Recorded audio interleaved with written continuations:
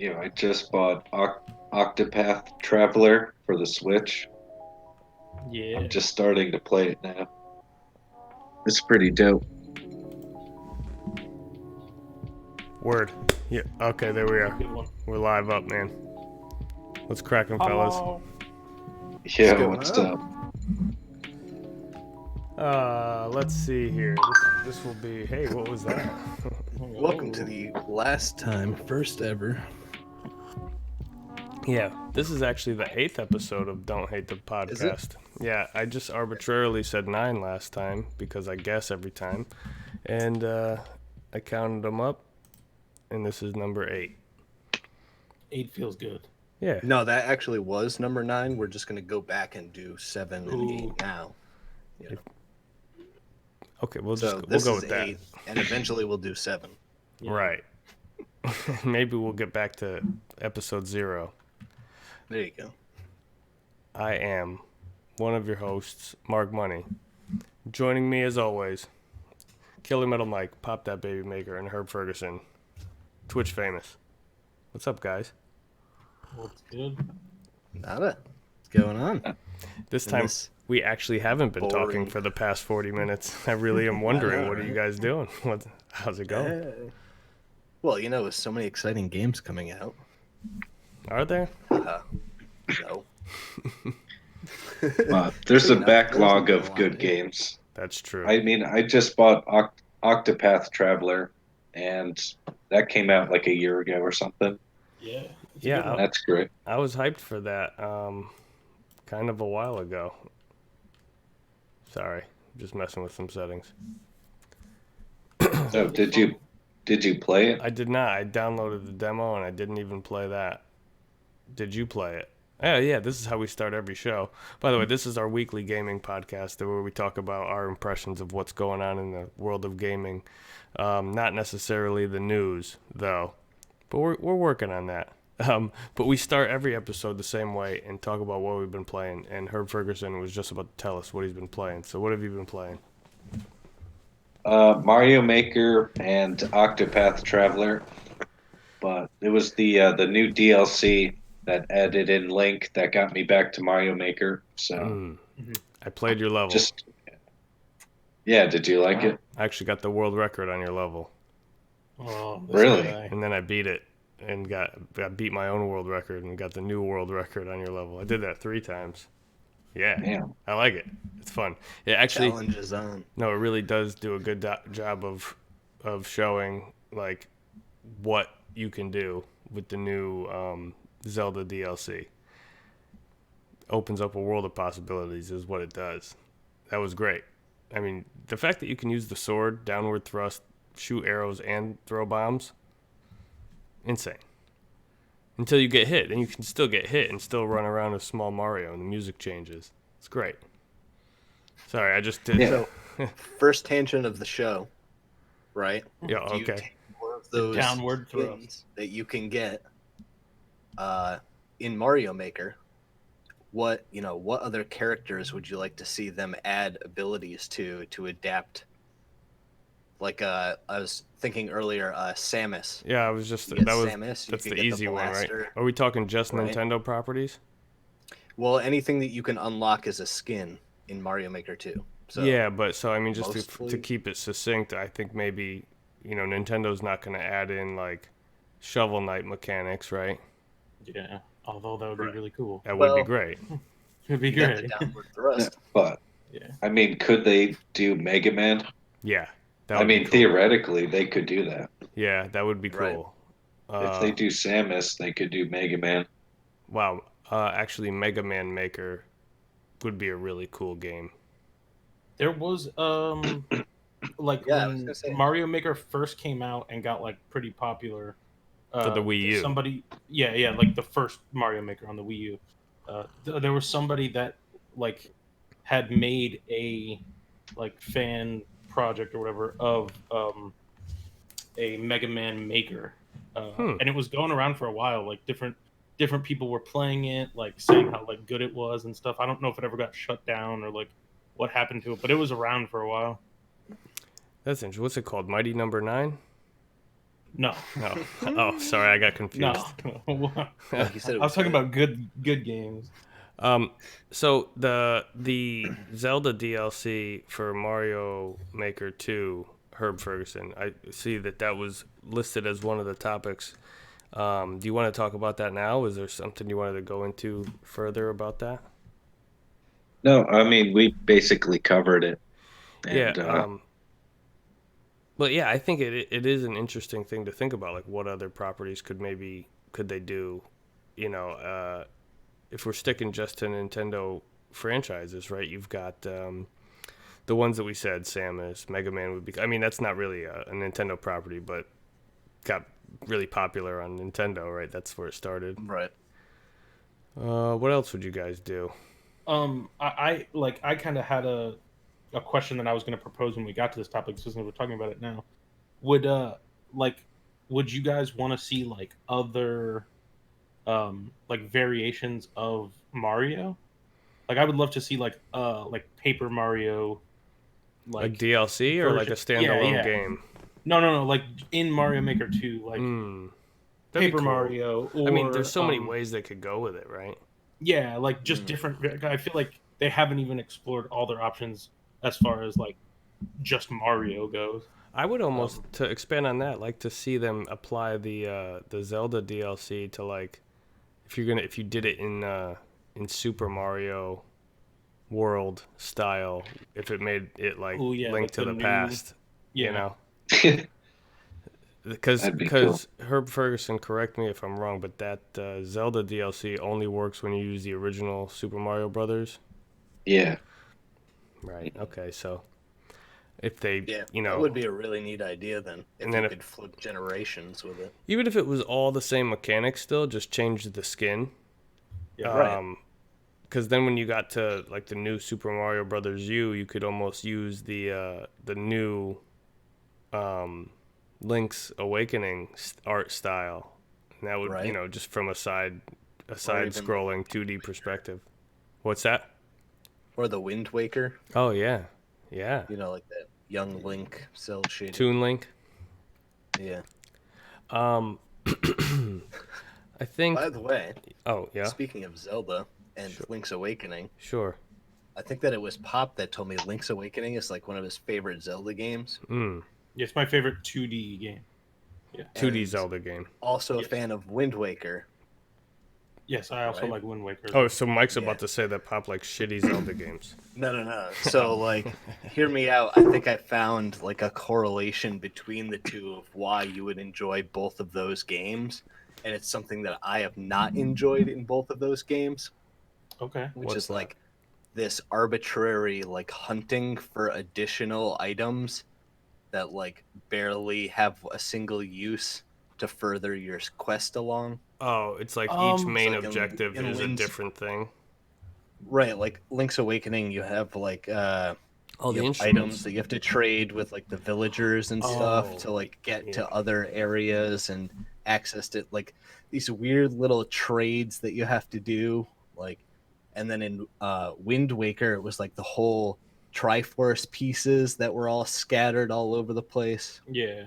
Like as soon as I hit both of those, I like hit a wall in both of these games and was like, I feel like there isn't enough like enough of a hint of what I'm really supposed to do, especially those fucking Triforce pieces, man.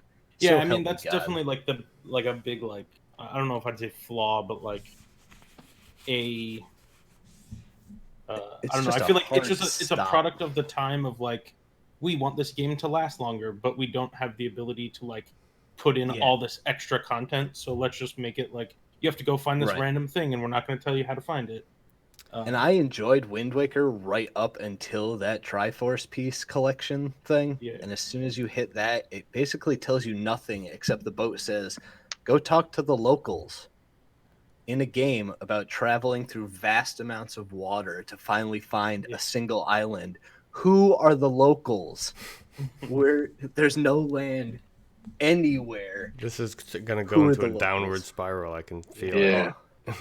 Anyway, let me ask you, Mike. Do you have your 2020 blinders on? Right, and by that I mean, if you played Link's Awakening when it originally came out, when like the internet and guides to walk you through everything wasn't a thing, and you just knew that you had to like figure I feel this like thing we out. lost forever. Right, but would that be good, engaging gameplay, or would you still be frustrated?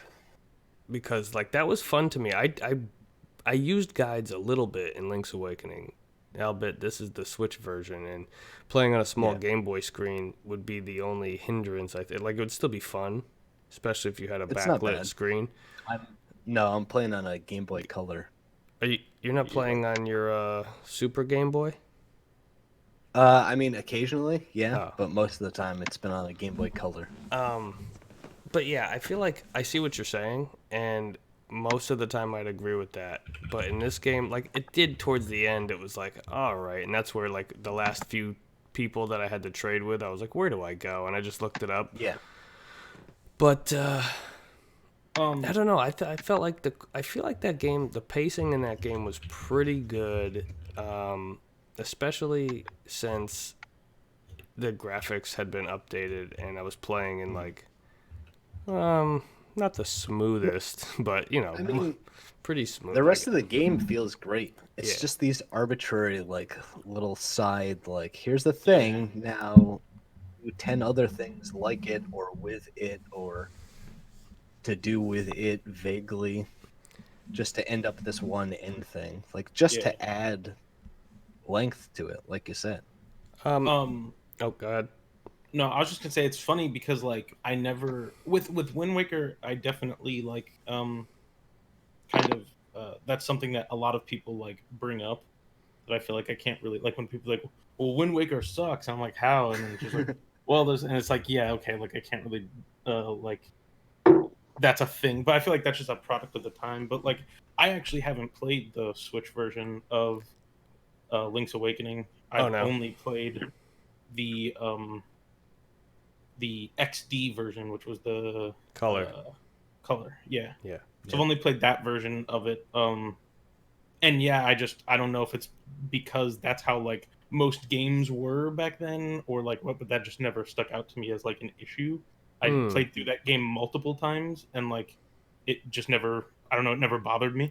So I don't know. Something about that style of puzzle, I guess, that in an effort to kind of drive the show, right? Mhm. And grab onto the reins, I want to bring it back to Herb Ferguson to talk about either that game or the one Mario Maker 2 or Octopath Traveler. But just to stoke the fire a little bit, when your original question of what other games could be incorporated into Mario Maker 2 to add new mechanics, a fucking great one would be Donkey Kong Country. For like just figure out a way to animate that little dude. Like even Donkey Kong Country Returns, or what was it, Tropical Freeze, either of those games. Tropical Freeze, yeah. Like the graphic set is Yeah, there. that'd be fun. And like you could so definitely do it. And like, that I feel like you could make it work. Yeah, just Donkey Kong Maker would be fantastic. You know, Metroid Maker. I mean, we're getting it, right? People are going to make all these games in dreams on Valentine's Day, right? As soon as that comes out, it's going to be like all these Nintendo games are going to be on like PlayStation. All of a sudden, there's going to be you're going to have a whole new set of lawsuits from Nintendo. You know, like, hey, stop doing that over there. Knock it off. But anyway, Herb Ferguson, back to what you've been playing. We'll get around the horn, I feel like. Yeah, I don't necessarily think we'll get a Zelda maker or a Mega Man maker, but potentially we could get it through DLC in Mario Maker 2. So we could get it in some form. So that's pretty cool if they would continue to do that. And Octopath Traveler, I'll just talk about it really quick. Yeah, it's like a classic JRPG from Square Enix, but the visuals are like really old school sprites. They're like charming in a way, right? Like from that old style. Yeah, it's like old, but it still looks crispy. Fantastic. Right. Yeah. They do a great job with it, and the soundtrack is basically what sold me on it. Is I had been listening to the soundtrack, and it's so good. It basically sold me on the game. Awesome. I think I will check that out. I always wanted to.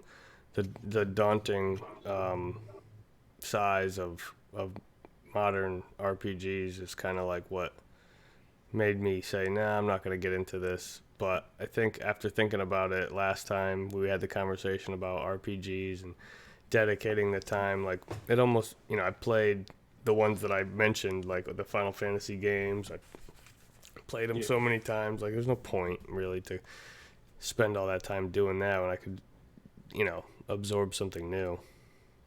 So I actually beat Octopath. But to Um, beat it, don't you have to beat it 8 times? no, so it's like there's 8 different stories Oh, that like you go through and they interweave at certain points, but like it's not like you have to play the game 8 separate times. no, I'm Um, saying you do, or otherwise you. No, I'm just kidding. but yeah, so like it's not your typical like JRPG as far as like hours. Like I think I beat it in like 40 hours or something like that. Like it's Oh, not. that's manageable, I It's a suppose. it's a yeah, like it's a definitely. I will say I Like did two transfer months over. worth of lunch breaks. Probably get Yeah, through I it.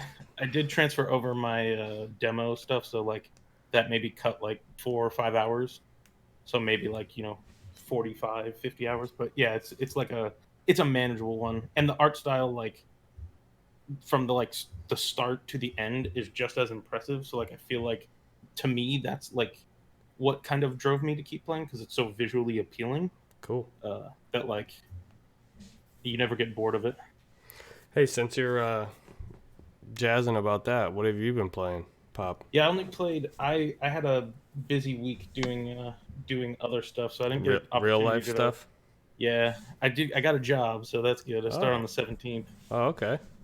But so I was doing all that stuff this week. So I only got to play one thing, and that was I finished the last, like the final, like secret ending of Later Alligator. Oh, okay. Yeah. Oh, I got through that. nice. So there's 3 different endings. So basically, you have to play through the game 3 times. And I think the way it works is you always get the same ending the first time, then the second time you get the same ending, and then the third time you get the same ending. So there's no way on your first playthrough to like get like the other 2 endings. It goes in order. So basically, you have to play the game 3 times. Okay. Um, but yeah, that's a great game. Like I definitely recommend you guys Nice. at some point if you can pick it up going through it because it's fun. Word up. I think I'll add that one to the list as well. Mike, Yeah. what you Yeah, been playing, man? that definitely looks cool. This week I also had a bunch of real world stuff to do, so I didn't Nice. play a lot.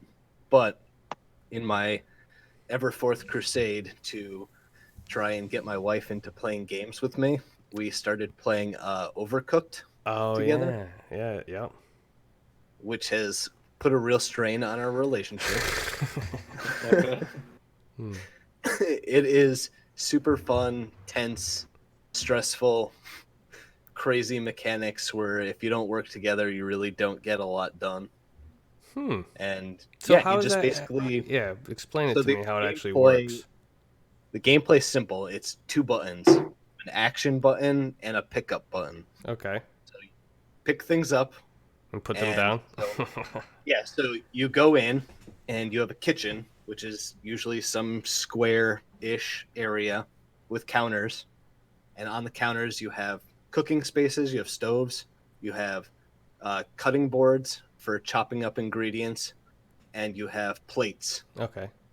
So what you have to do is you gather ingredients from one area in the kitchen, bring them to the cutting board, cut them up, put them into the pots so that they can cook.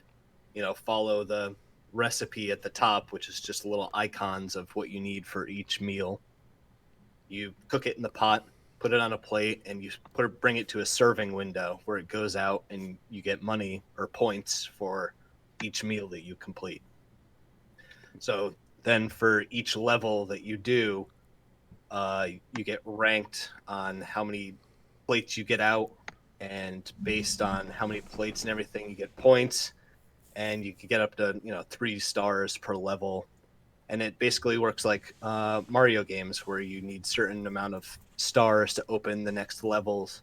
So you have to get good at each level to really move on to the next area. My big question is, take the cooking aspect out of it, like the graphics, all of that. Like, forget that it's a cooking game. Like, if it was stripped down of everything but its mechanics, what kind of game would you call it? Like, where would you classify? How would you generalize it?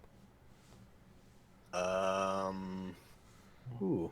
Because is it like a rhythm game where you have to follow the recipe at the top, like with a time limit, or not like a rhythm, I guess, but like a countdown? No, I guess it would be like, yeah, it'd be like real time strategy basically. It's like you would have to make moves before the time runs out, and each action that you have to do takes a certain amount of time.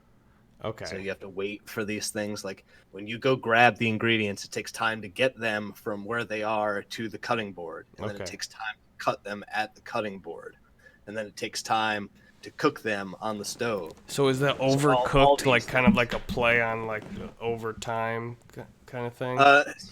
So overcooked is, I think, basically a play just to say like it's like a stressful, like it's a overwhelming environment kind of thing. But I actually got an achievement called Overcooked, which you get for burning your first dish. What happens if you leave it on the stove too long? It'll flash and caution, and then eventually it just burns and bursts into flames.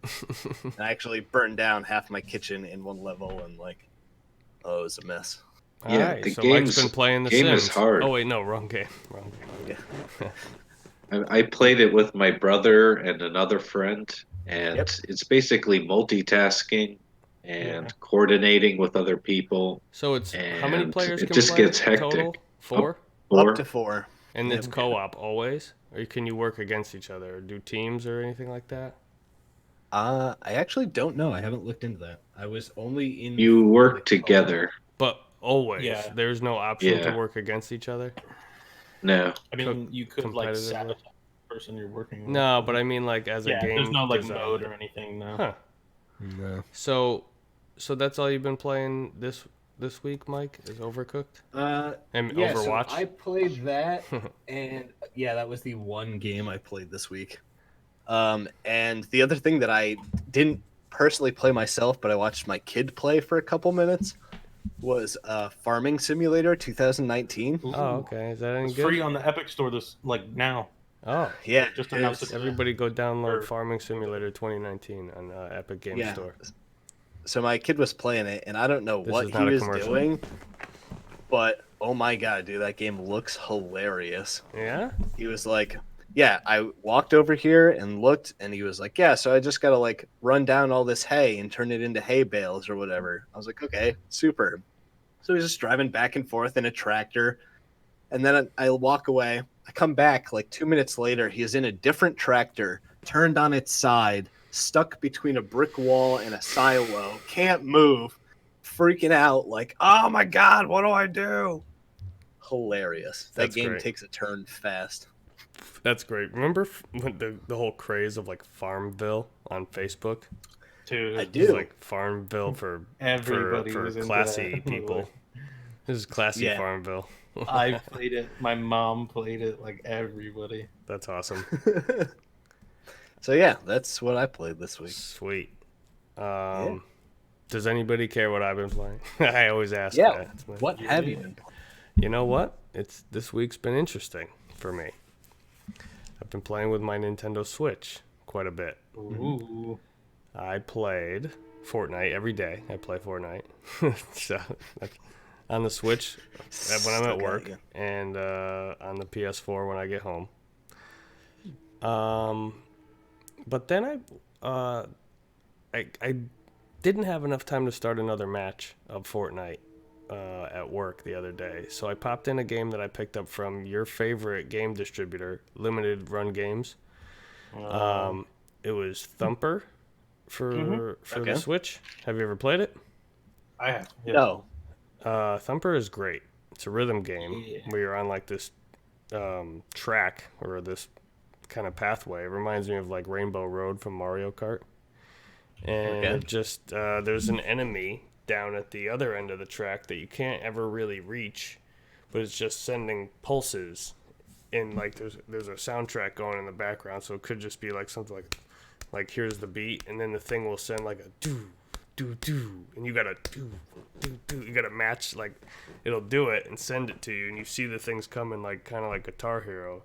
And it's just one button, and then you can turn, but you don't have to turn. You only have to turn when there's an obstacle that tells you to turn. So you hold the action button and turn the appropriate direction, and all part of the beat. And then the next level incorporates a new, like now you have to hold up and push A. And these, when these style flashes come at you, so it just keeps getting more and more difficult, and you get ranked on each like section of a level, and then you fight a boss at the end, all with the same mechanic. And it's good, addictive, fun, and it's visually appealing, and the sound is obviously great, and it's great for a Switch game, because it's like almost plays like a mobile game, but Switch is a beefy little console that can do some impressive stuff with graphics, and it looks super crispy in handheld mode, even though it's 720, but still it's good. Yeah. Nice crisp resolution. And then because go ahead. I was just gonna say I've heard really good things about the PSVR version too. Yeah, and I missed out on that. It was that and Beat Saber were the two that I wanted to get, but I missed out on. But since I was swapping around cartridges in my Switch, I put in a game that I've had for a while and haven't played on my Switch yet. I beat it on the Wii U, and that's Breath of the Wild. So I just started yesterday Breath of the Wild again on the Switch. That game is still it's amazing to look at. Oh yeah, it's so good. It's so good and it's so fun.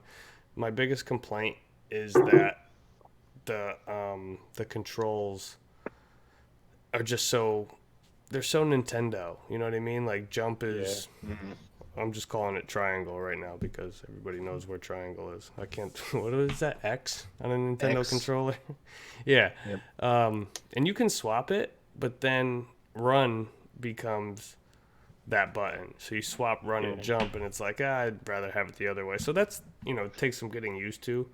And then But I realized the very beginning of that game is like you're running around by yourself with no weapons and like really no gear, and you're opening chests hoping to find something good. And I'm like, this feels just like Fortnite. It's like Fortnite played this, was like, this is fun, let's do this. Yeah, there's a glider. It's like, huh, wait a minute. But yeah, I think to the untrained eye, you'd be like, oh, you're still playing that same game, huh? No. No, I'm not. I played a couple runs of Mario Kart 8, which I also was heavy into on the Wii U, but haven't really played much on the Switch, so I decided some of that would be fun. And then I popped in Mario Maker 2 to play Herb Ferguson's Zelda-inspired level. And yeah, my whole week, aside from a little bit of Fortnite on the PS4, has been very Switch-themed. I'm getting my money's worth out of that thing this week. Nice. Because we're not getting a Switch Pro this year, it seems, which we'll talk about in a little while. But yeah, so that's what I've been playing. You guys want to hop into this news? Cue the news sound effect. No, not that one. That's Greg Miller. I'm all about Greg Miller, but not right now. All right, so we're going to start off the rapid fire news. It's the newest segment on the Don't Hate the Podcast. Actually, the newest segment is having Herb Ferguson up here. But yeah, no, we're going to blast through. We have 8 items on this. This is really sounding very kind of funny-ish, by the way, but oh well. Good artist copy, great artist steal. Am I right, or am I not wrong? There you go. So, Atari, everybody's heard of Atari. They're apparently putting their name on some hotels going across the United States, God knows why. And this article here, which it looks like you guys are all looking at it, it's from Kotaku, and it basically says the same thing. Like, what is this? What's going on here? Jeez, Christ. Sorry, it's asking me. Kotaku wants me to turn my ad blocker off. They all just like, yeah, that we know this isn't illegal, but can you please just do it? So the article points out that Atari is far from what it used to be when it was the big name that it made for itself back in the 70s with Pong and with the arcade industry and with the home console industry kind of pioneers, right? So that's not what Atari is anymore, but the name is still instantly recognizable to most people. And they're going to make these hotels that have dedicated esports arenas and Hell yeah. kind of like, what's it say here? Restaurants, bars, movie theaters, meeting rooms, bakeries, and gyms. I think that sounds pretty dope. It does. Actually. It sounds great. It's just, why is it Atari? Like, what? I mean, Atari can fund it, but I feel like to put like, oh, what do you guys want to go stay at the Atari hotel? Like I do, and you guys. I don't think probably, Atari can Atari fund it. well, Like I thought Atari, Atari's basically dead at this point. right? But for whatever reason, Atari's getting $600,000 for signing the agreement and 5% of the revenue. That's if any of Yeah. these break ground. Yeah. Yeah, they partnered with somebody with deep pockets, I guess. But I mean, But I'll go check out an Atari I hotel, would- but that's basically just to yeah. say, like, I checked out the Atari hotel. Not, I needed a place to go on vacation, so we sought out the Atari hotel. I just don't see this thing really working. Yeah. No, you know what this sounds like? It's like riding on the coattails of Nintendo announcing the Super Nintendo Theme park? Yeah, That sounds I actually think like it's like video game companies now. I don't know if they think that it's like a legitimate enough thing in the mainstream that they can like put buildings down, like create places and destinations that people would travel to because they're familiar think- with the games. I think they can. Basically, the gaming population has grown so big. I don't know if it'll be successful necessarily, but Right. And where do we draw the line? I mean, a theme park sounds like one thing because it could still be like interactive, it could still be a game. But hotels? I mean, sure, you want to add in like an esports arena or whatever in there. But I'm thinking a Dave and Buster's with a hotel attached to it with an Atari face logo on it. right. But I don't I know. mean, That sounds kind of cool. yeah. The drawing that they have is really cool. If that's what they were thinking. You think they're gonna plant all those trees? They're gonna cut down all those trees to make their Hell yeah, stupid they are. hotel. Yep. This kind of reminds me of like they do a lot of this type of stuff in Orlando because you have like Disney and Universal over there and like SeaWorld and stuff.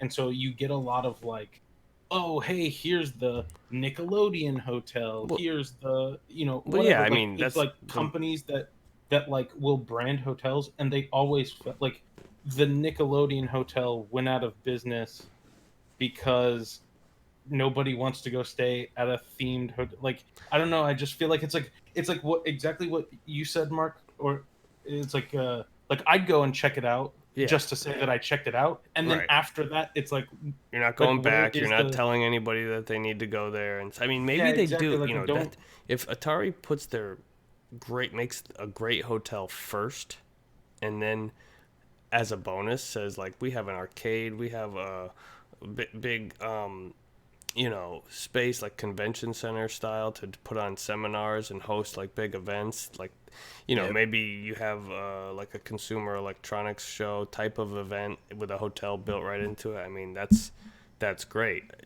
When we go to the convention in Hartford, it's not that far from many hotels. Like something like that would make a lot of sense.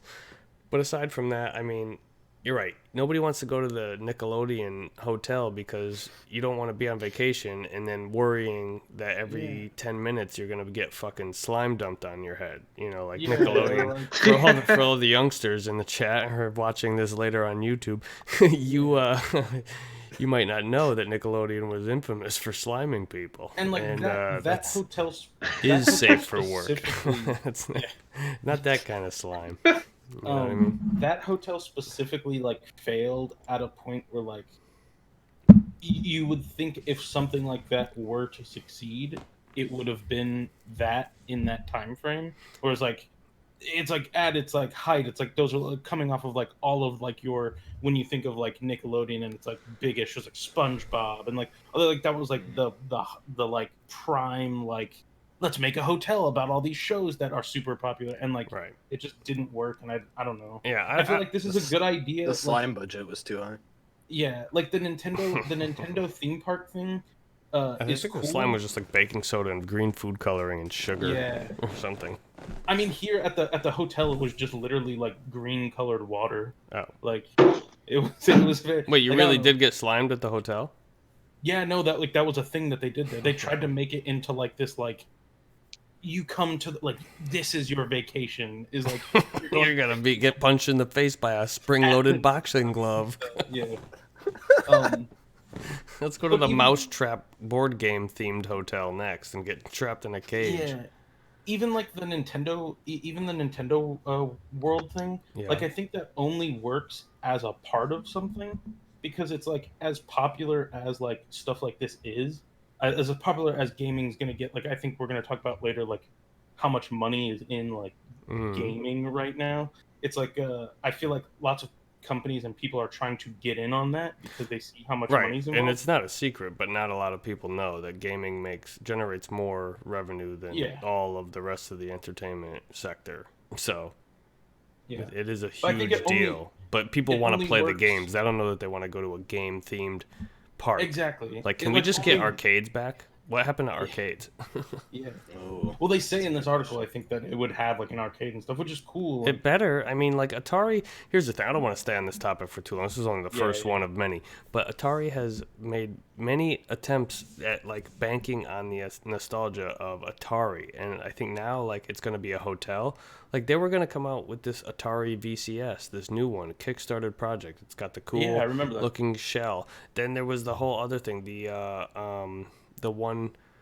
The one where the guy came with the fake demo unit and like there was all that controversy surrounding him and a certain other podcast used to always talk about it. I forget what the I don't know. It was like an old Atari Jaguar shell, but it was some new stupid It's supposed to console. run like PC games too. Yeah, and, like, yeah. But all that's what this new crazy Atari. stuff. But Atari couldn't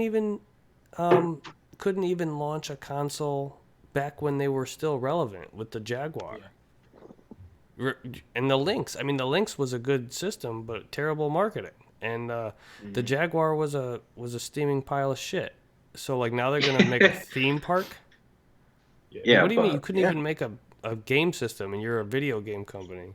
Now you're gonna make a theme park or a hotel. Hotel. Pretty sure the CEO of Atari turned down Steve Jobs with the Apple Macintosh computer. So they've done a lot of stupid shit. Yeah, that was Done a lot of drugs and cocaine. yeah, drugs and cocaine.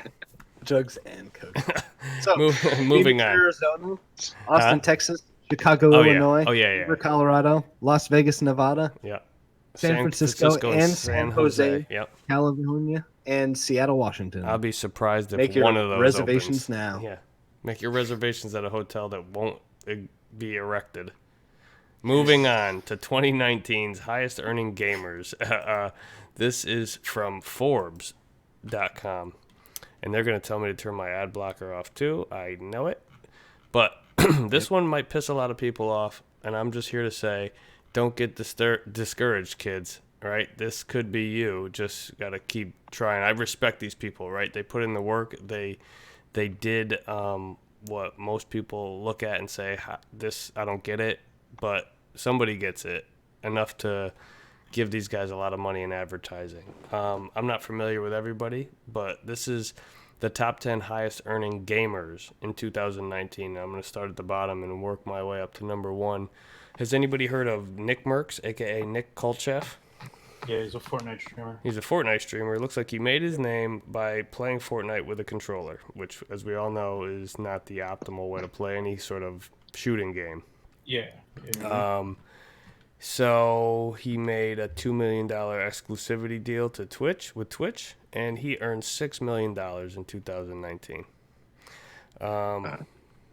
Looks like a young guy. Looks like he's doing Pretty good. pretty $6 well million himself. for using a controller. Yeah. Yep. Yeah. Never heard of him. I never but heard of him either. Fortnite It's makes huge. a lot of people rich. So. Yeah. Yep. Including Epic Games. Indeed.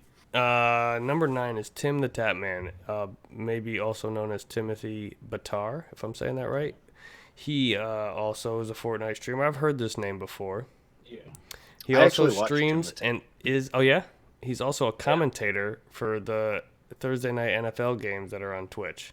So Yep. that's cool. And he's got an exclusive deal also with the Twitch platform, so he's getting that Amazon money. And he made $8 million last year. Not too shabby. bad. Here's a name I've been hearing tossed around on YouTube for a long time. Still, I don't think I've ever watched one of his videos seeking it out on my own, and maybe not even at all. I can't tell you what kind of content. Does anybody know? Looks like a variety of streamer or variety of games. Have you I ever feel like seen he's- Markiplier's? Yes, Yeah, so he's like that, but like Yeah. Irish Markiplier's on this and- list. Yeah. and like more like like he's done more cocaine. Okay. He's got more energy. He's from Ireland. He's Ireland's most popular YouTuber. He's got 23.2 million subscribers at the time of the writing of this article. And late in 2018, he started a clothing brand with fellow YouTube gamer Markiplier. Yeah. He earned $11 million last year. That's probably from ad revenue and endorsement deals. Number 7, Vanos Gaming, aka Evan Fong. He does comedic playthroughs on YouTube. He's got almost 25 million subscribers, amassing 1.6 billion views. He was in. I don't know who this one is. He was in a premium YouTube show, and he earned $11.5 million last year. Nobody else heard of him? No? No. No. I think I've heard the name. The next one, I've heard this name, Dan TDM, better known as, or maybe better known as Dan TDM, but Daniel Middleton. He does Minecraft videos on YouTube. Good for him. That hilarious Yep. job that he has earned him $12 million last year. I mean, YouTube put out that that video at the end of the year, and Minecraft had like, it was something like, it was for the most watched hours on YouTube for gaming, and like Minecraft yeah. beat like every game by like an insane amount. Yeah. Like, it wasn't even close. People Huge leap. love Minecraft. Yeah. They do. Coming in at number 5 is Shroud. That's a name we've all heard before. Yep. And he just got swooped up by also Mixer. Microsoft. Oh, Mixer. Yeah. So Yep. Microsoft. He doesn't really. Who cares what games he plays? He made $12.5 million last year. Number 4, Markiplier. Now I watched some of his videos and I was pretty entertained. And he's a YouTuber. The videos that I actually enjoy watching him play are like the really early crappy VR horror games from he when get- like the does he get really Oculus scared? was in like testing. Yeah. Yes, he does. Oh. And it's great. I just love watching him scream like a little baby. Because other than that, I think he's like him and that other guy, Jacksepticeye, like I think they're trying too hard to go too fast to be like, okay, it's fast, it's entertaining, blah blah blah blah blah blah blah blah. Like if you just keep talking, you're entertaining. And I don't Okay. need all that because it's We've, not always entertaining. we've brought up a couple times like some games that we're talking about, and it like we described them as like this is like that game that you is made for like YouTubers or Mhm. like Twitch streamers. I feel like Markiplier and that other guy that we Play talked all about, those games. yeah, it's like Yeah. that's their like thing. Niche. Is like they That- play yeah. those games first, and then like everybody else Well, follows. everybody on Yes. YouTube seems to like it, and that's why he made $14 million in 2019. 14 million. Shit.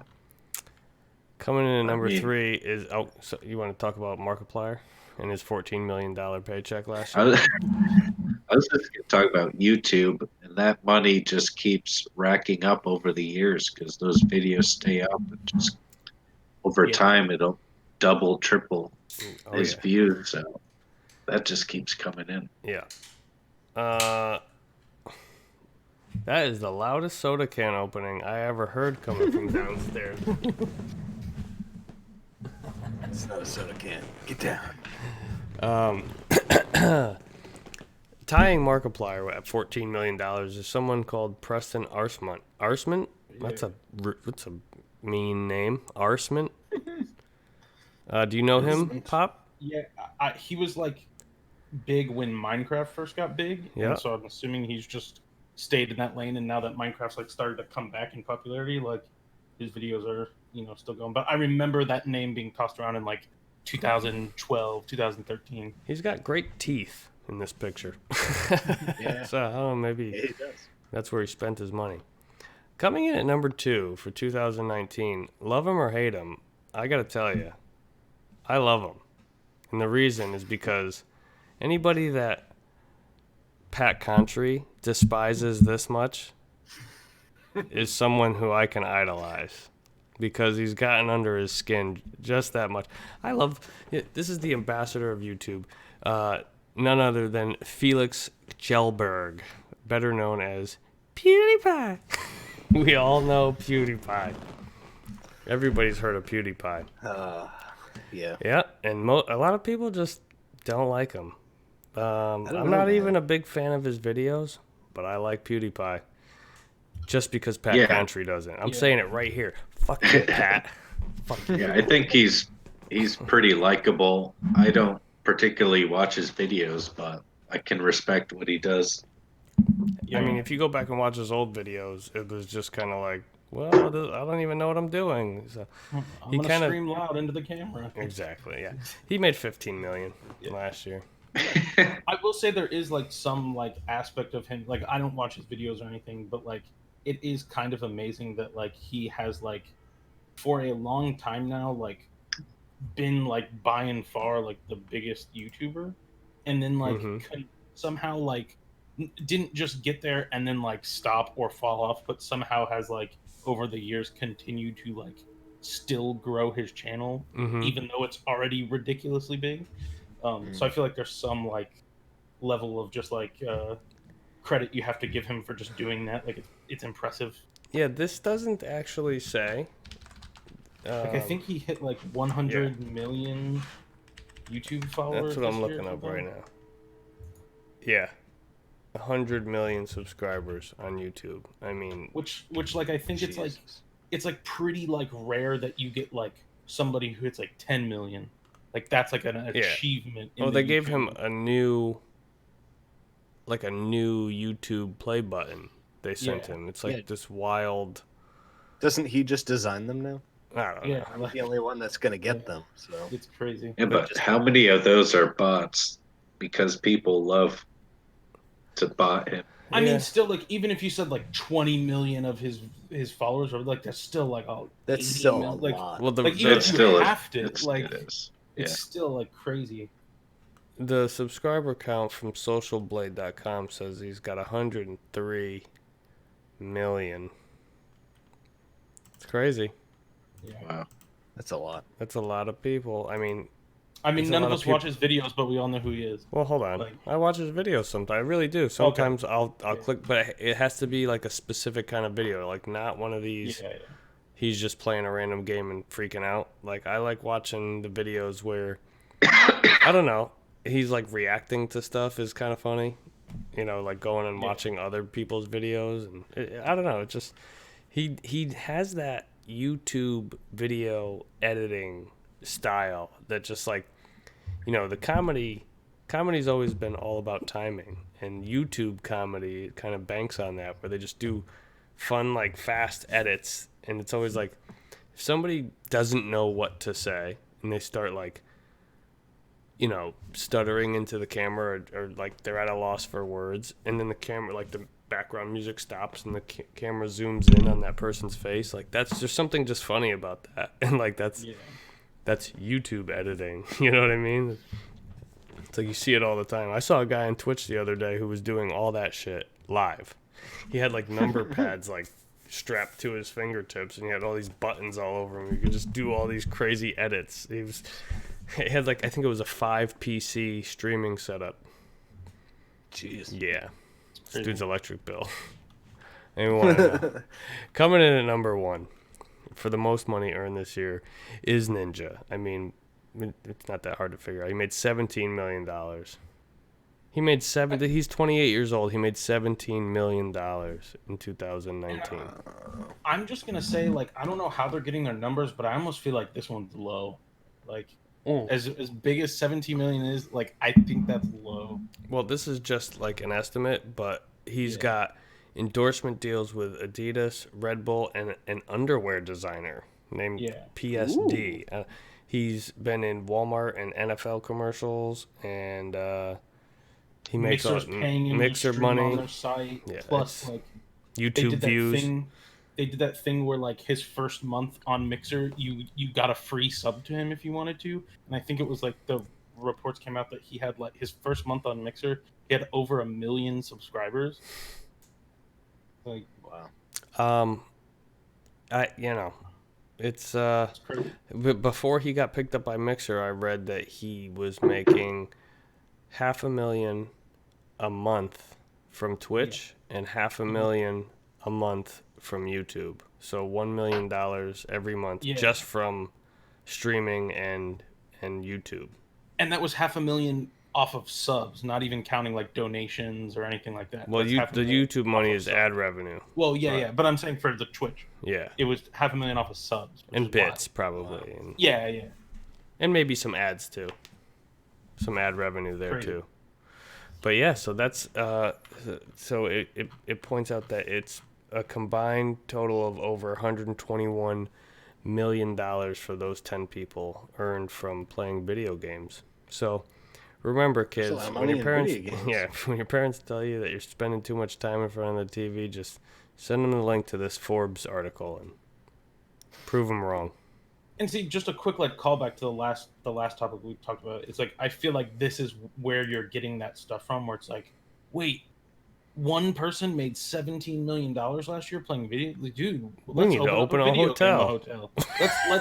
Let's come out with. We talked about that one a couple weeks ago. Like, let's come out with video gamer shoes. Like, I feel like it's like gamer socks. Yeah, like that was it. The gamer socks. The Pumas. It's like, don't smudge my Pumas. And they're trying to get in on it, but don't smudge the Puma. Number 3 on the rapid fire news: streaming Xbox and PS4 games to Switch. What? This article's from NintendoLife.com. Who posted this one? I did. You want to lead us into this one? Yeah, it's mostly just I think it showed up on a survey that Sony gave out, is where would you like to see your PlayStation stream to, like what devices? So they put Nintendo Switch as an option. So I don't know if it's even technically possible, but I guess the idea would be you could stream your PS5 through the internet to your Nintendo Switch, which in theory sounds cool. So I think when you're talking about who's doing this better than anybody right now, like you've had the ability to log in to your home computer from a laptop and eventually a smartphone or a tablet for a while now, but the technology's been it's like 1 or 2 companies offered it to where it worked and it worked well, and now you're seeing it a lot more, and I think Microsoft is leading the front right now. You know what I mean? Like they're saying Xbox, don't think of it as a machine, but think of it as an ecosystem, and you're going to be able to play anything that will accept the signal. And I think that's why we won't see a PS5 game being able to be streamed on a Nintendo Switch, is because even if Sony was like, yeah, well, as long as you can, accept this stream on your device, then it'll work. But this would require Nintendo to allow you to either use their controllers to play a Sony stream. Like think about it. Like, is Nintendo gonna let you, like, you can't even watch YouTube on a Switch yet, because YouTube is owned by Google, and there's like all these, I don't know how it works, but we'll just call it papers that need to be signed and lawyers that need to be consulted. Paid Right. off. Yeah. There's a lot of logistics holding But is it it back. possible? Of course it's Right. possible. I don't even know. Yeah. No, I would say absolutely. And I think we're going towards like I play my PS4 on my iPad all the time. yeah. Not all the time, but I've done it. I played on the Vita. My phone. I can stream. It works. I don't think it works that bad. It's all about having good internet. If you don't have good internet, don't try. Yeah. Right. You have to have I good think we're internet where the moving- console is and where you are. We're moving more towards like something like this though. Like there's the rumors that like there's rumors that PS4 games are coming to PC, and that like PS5 games will be playable on PC. So I feel like just the idea of like being able to play like PlayStation games or Xbox games on like other things is like where that's slowly becoming like a reality. I just don't know if like the Switch works. Do you guys remember the Sharp Nintendo TV? Yeah. And then they made a Super Nintendo TV. Basically, it was a TV that had a Nintendo built into it. Mhm. And then we got TVs that had VCRs and DVD players built into them, and I'm sure there's ones with a Blu-ray player. I mean, if there isn't, I don't know why there isn't. Sony is an electronics company. They make TVs, and Nintendo's got more money than God, so they could get up another deal with whoever the hell they want. They did it with Panasonic with the GameCube, had the GameCube with the DVD player, but you know what I mean? Like, hook up, like, why? I mean, I think that's coming. That's got to be coming soon, right? Like, you want to buy a new TV.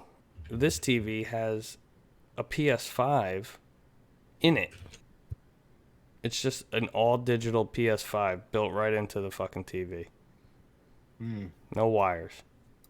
Plug the internet into it if you want. But Nintendo, imagine if a Nintendo had a TV with a slot to accept a Switch cartridge. I That would be dope. would strongly consider buying one. But then it would have to be like the Switch Lite, wouldn't it? Because then you could only play it in docked mode. Oh, yeah. It's not like you're gonna pick your TV up and shake it around. Well, no, I mean, if you could... Oh, yeah, you're right. You wouldn't be able to take it with you. It wouldn't be a Switch. Right. It'd be a Switch that doesn't No. switch, like the Switch Lite. It'd be a stay. Yeah. Yeah, it would be an exist. You know, Exists. if Sony and Microsoft don't see Nintendo as a competitor, and they want to work with Nintendo, and they want their goal is to get their games on as many devices as possible, it's not out of the realm of possibility. No, and it would be a good goal. I mean, something that's proven that can play games. I mean, it's another screen, right? So I would say that we and would then you see get a it in front of partnership, Nintendo people. or maybe not a partnership, but a deal where Nintendo lets Xbox stream to their console. Like, Xbox games can be played on the Switch. That'd be dope. But I just don't see them doing that with Sony, and I think it's from, I don't know, isn't there bad blood a little bit between Nintendo and Sony still to this day? Probably. I don't know. I don't think Nintendo, anyone.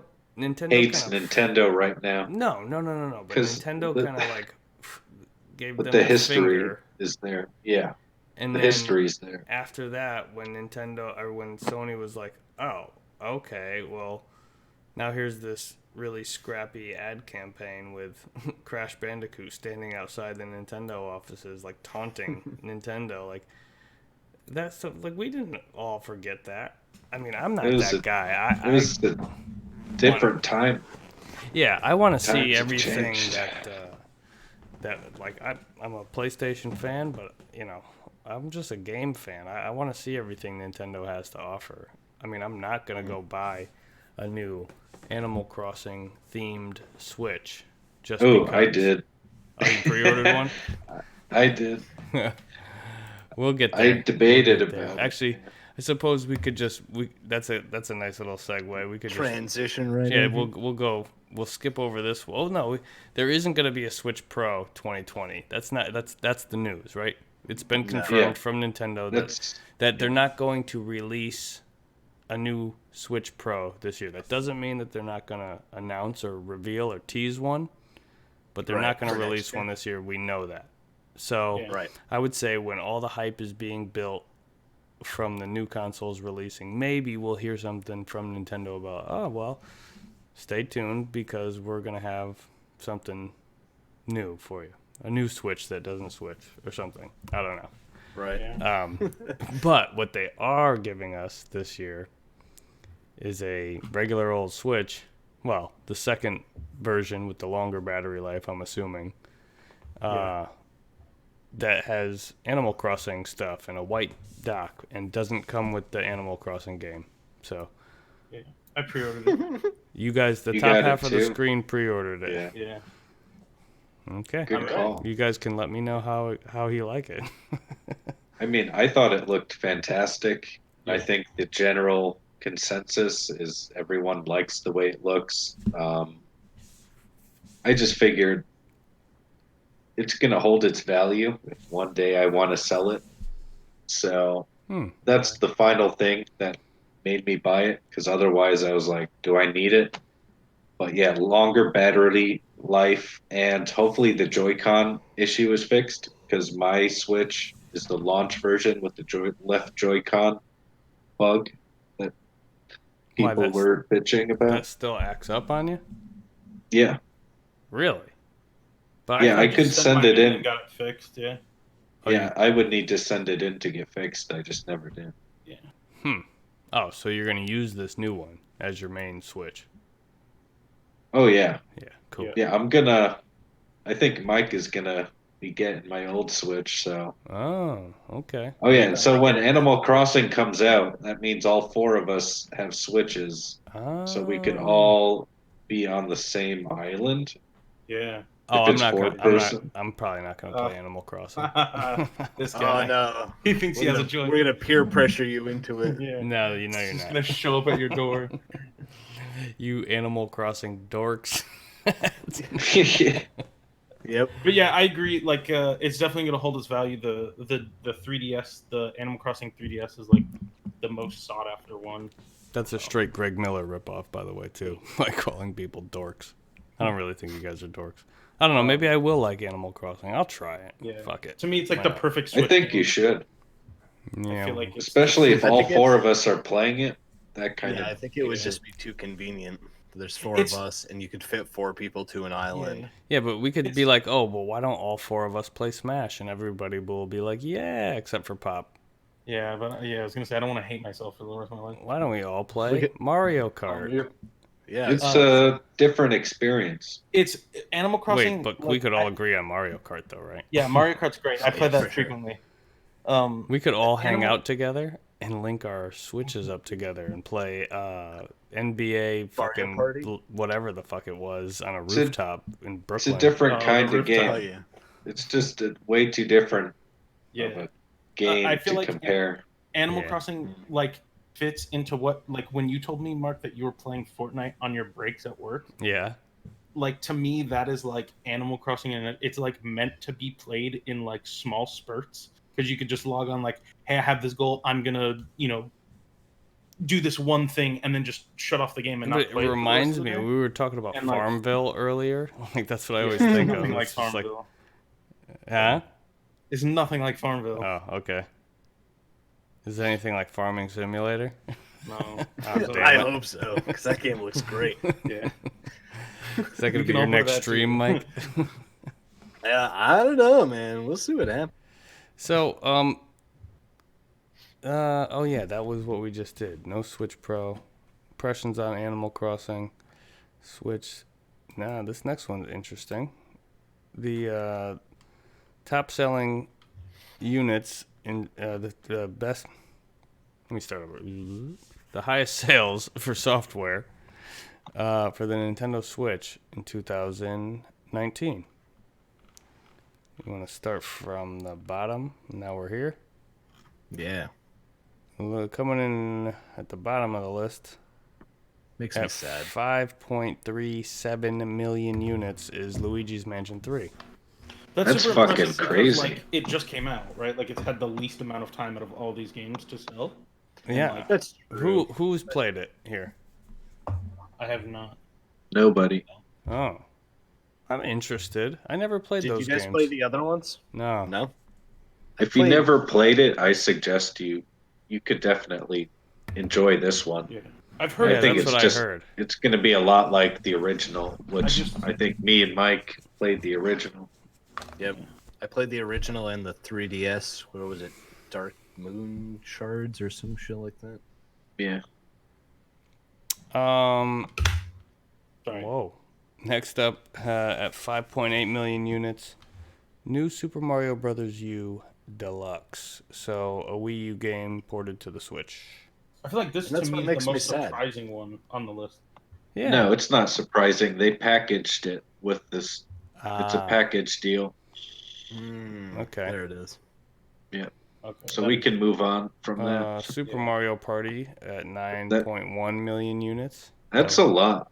Yeah. I mean, God that of was War also- sold 10 million copies. Mario Party, which was is a also, knockoff, like a like- throwaway Mario Party game, is 9 Yeah, million. it's like, That was also a don't know. pack-in title, though, right? no. No, No. no, that's Wow. 9 million. Like, That's gotta Yeah. be kids asking their parents for that, right? Yeah. I mean, who's running out and buying that? I mean, it didn't get great reviews.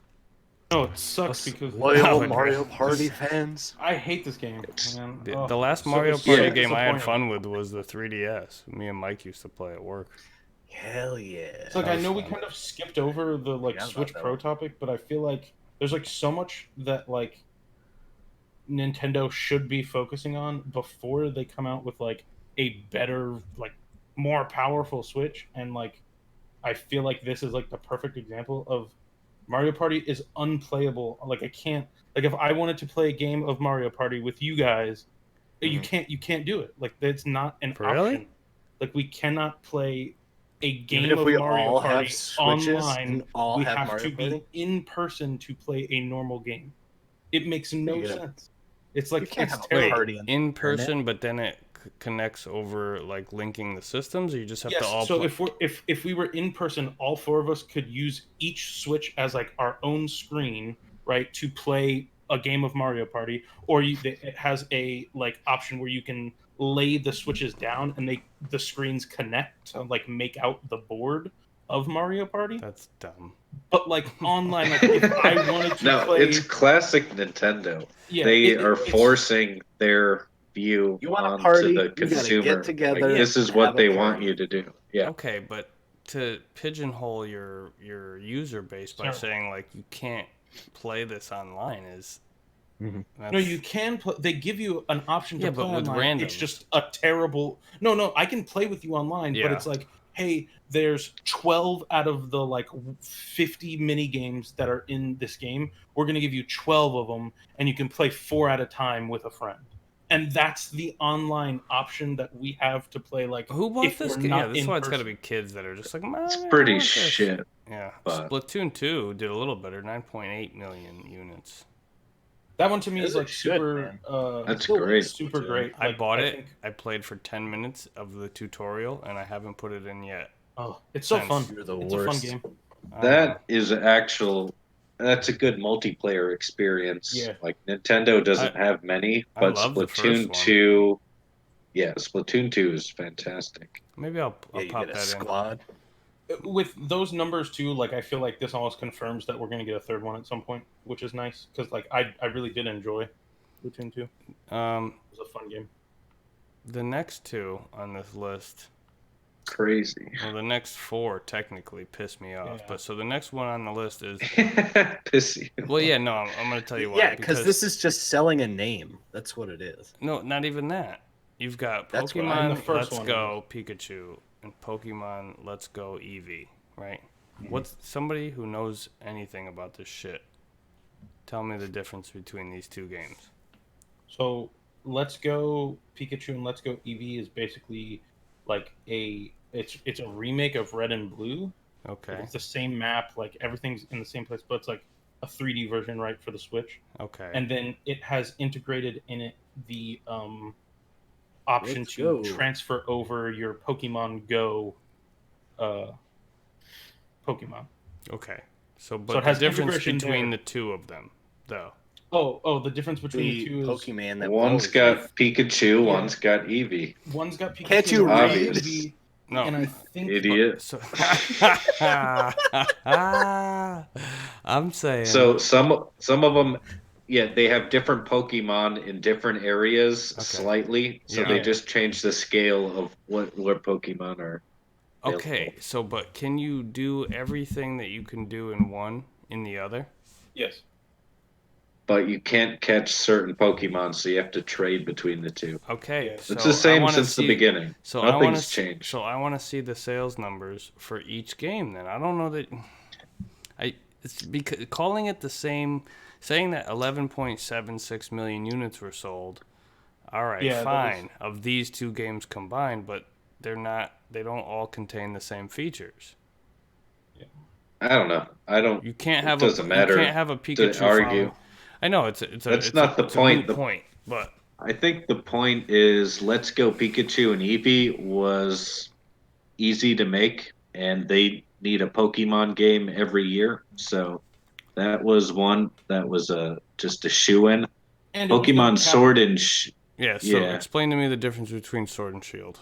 It's the same thing. It's just the difference is like some Pokemon are different depending on which version you get. You can only get certain types of Pokemon and legendaries and stuff like that. Mike, I want to So know. funny. I want to know your Gameplay is opinion the though. same. Do you think that if a game doesn't, if two games are banking off the fact that they're the same game, but they don't each have the same features, can you count the sales numbers for both games?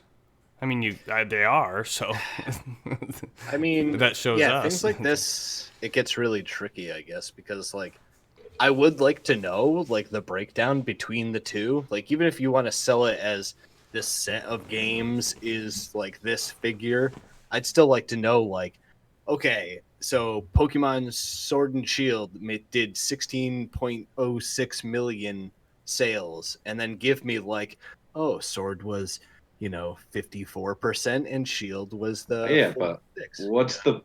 it doesn't really matter at the end of the day. No, it makes no difference whatsoever. They're saying if you bought no, it either doesn't one matter of to these you and me games, But- or any of us, but what You it know matters what's is crazy? to this list, right? Because then I say Splatoon 2 sold more than both of those, technically. Right. That's what all I'm yeah, saying. if you want to split both of I'm those saying in half, Splatoon 2 should be higher on this list. You know what's crazy is that it's been out for those figures are like less than 2 months of it being out. Because 16 million. 16 2 million for months. Pokemon Sword and Shield, and that was fast. But I mean, it's 2 Pokemon. months, and I thought the game was bad. It looks every But- time I look at gameplay of it, I'm like, this looks like somebody vomited in a But cartridge. I've played basically every Pokemon game, so it's just more of the same. And obviously, a lot of people liked it. A lot of people were disappointed, like me. But the fact is, it's the best-selling Yeah. Pokemon game. So somehow, Pokemon is as relevant as it's ever been. If I not, think that's more. like a test to like how popular the Switch is as well. But like, let's talk about user base, right? Pokemon Sword and Pokemon Shield.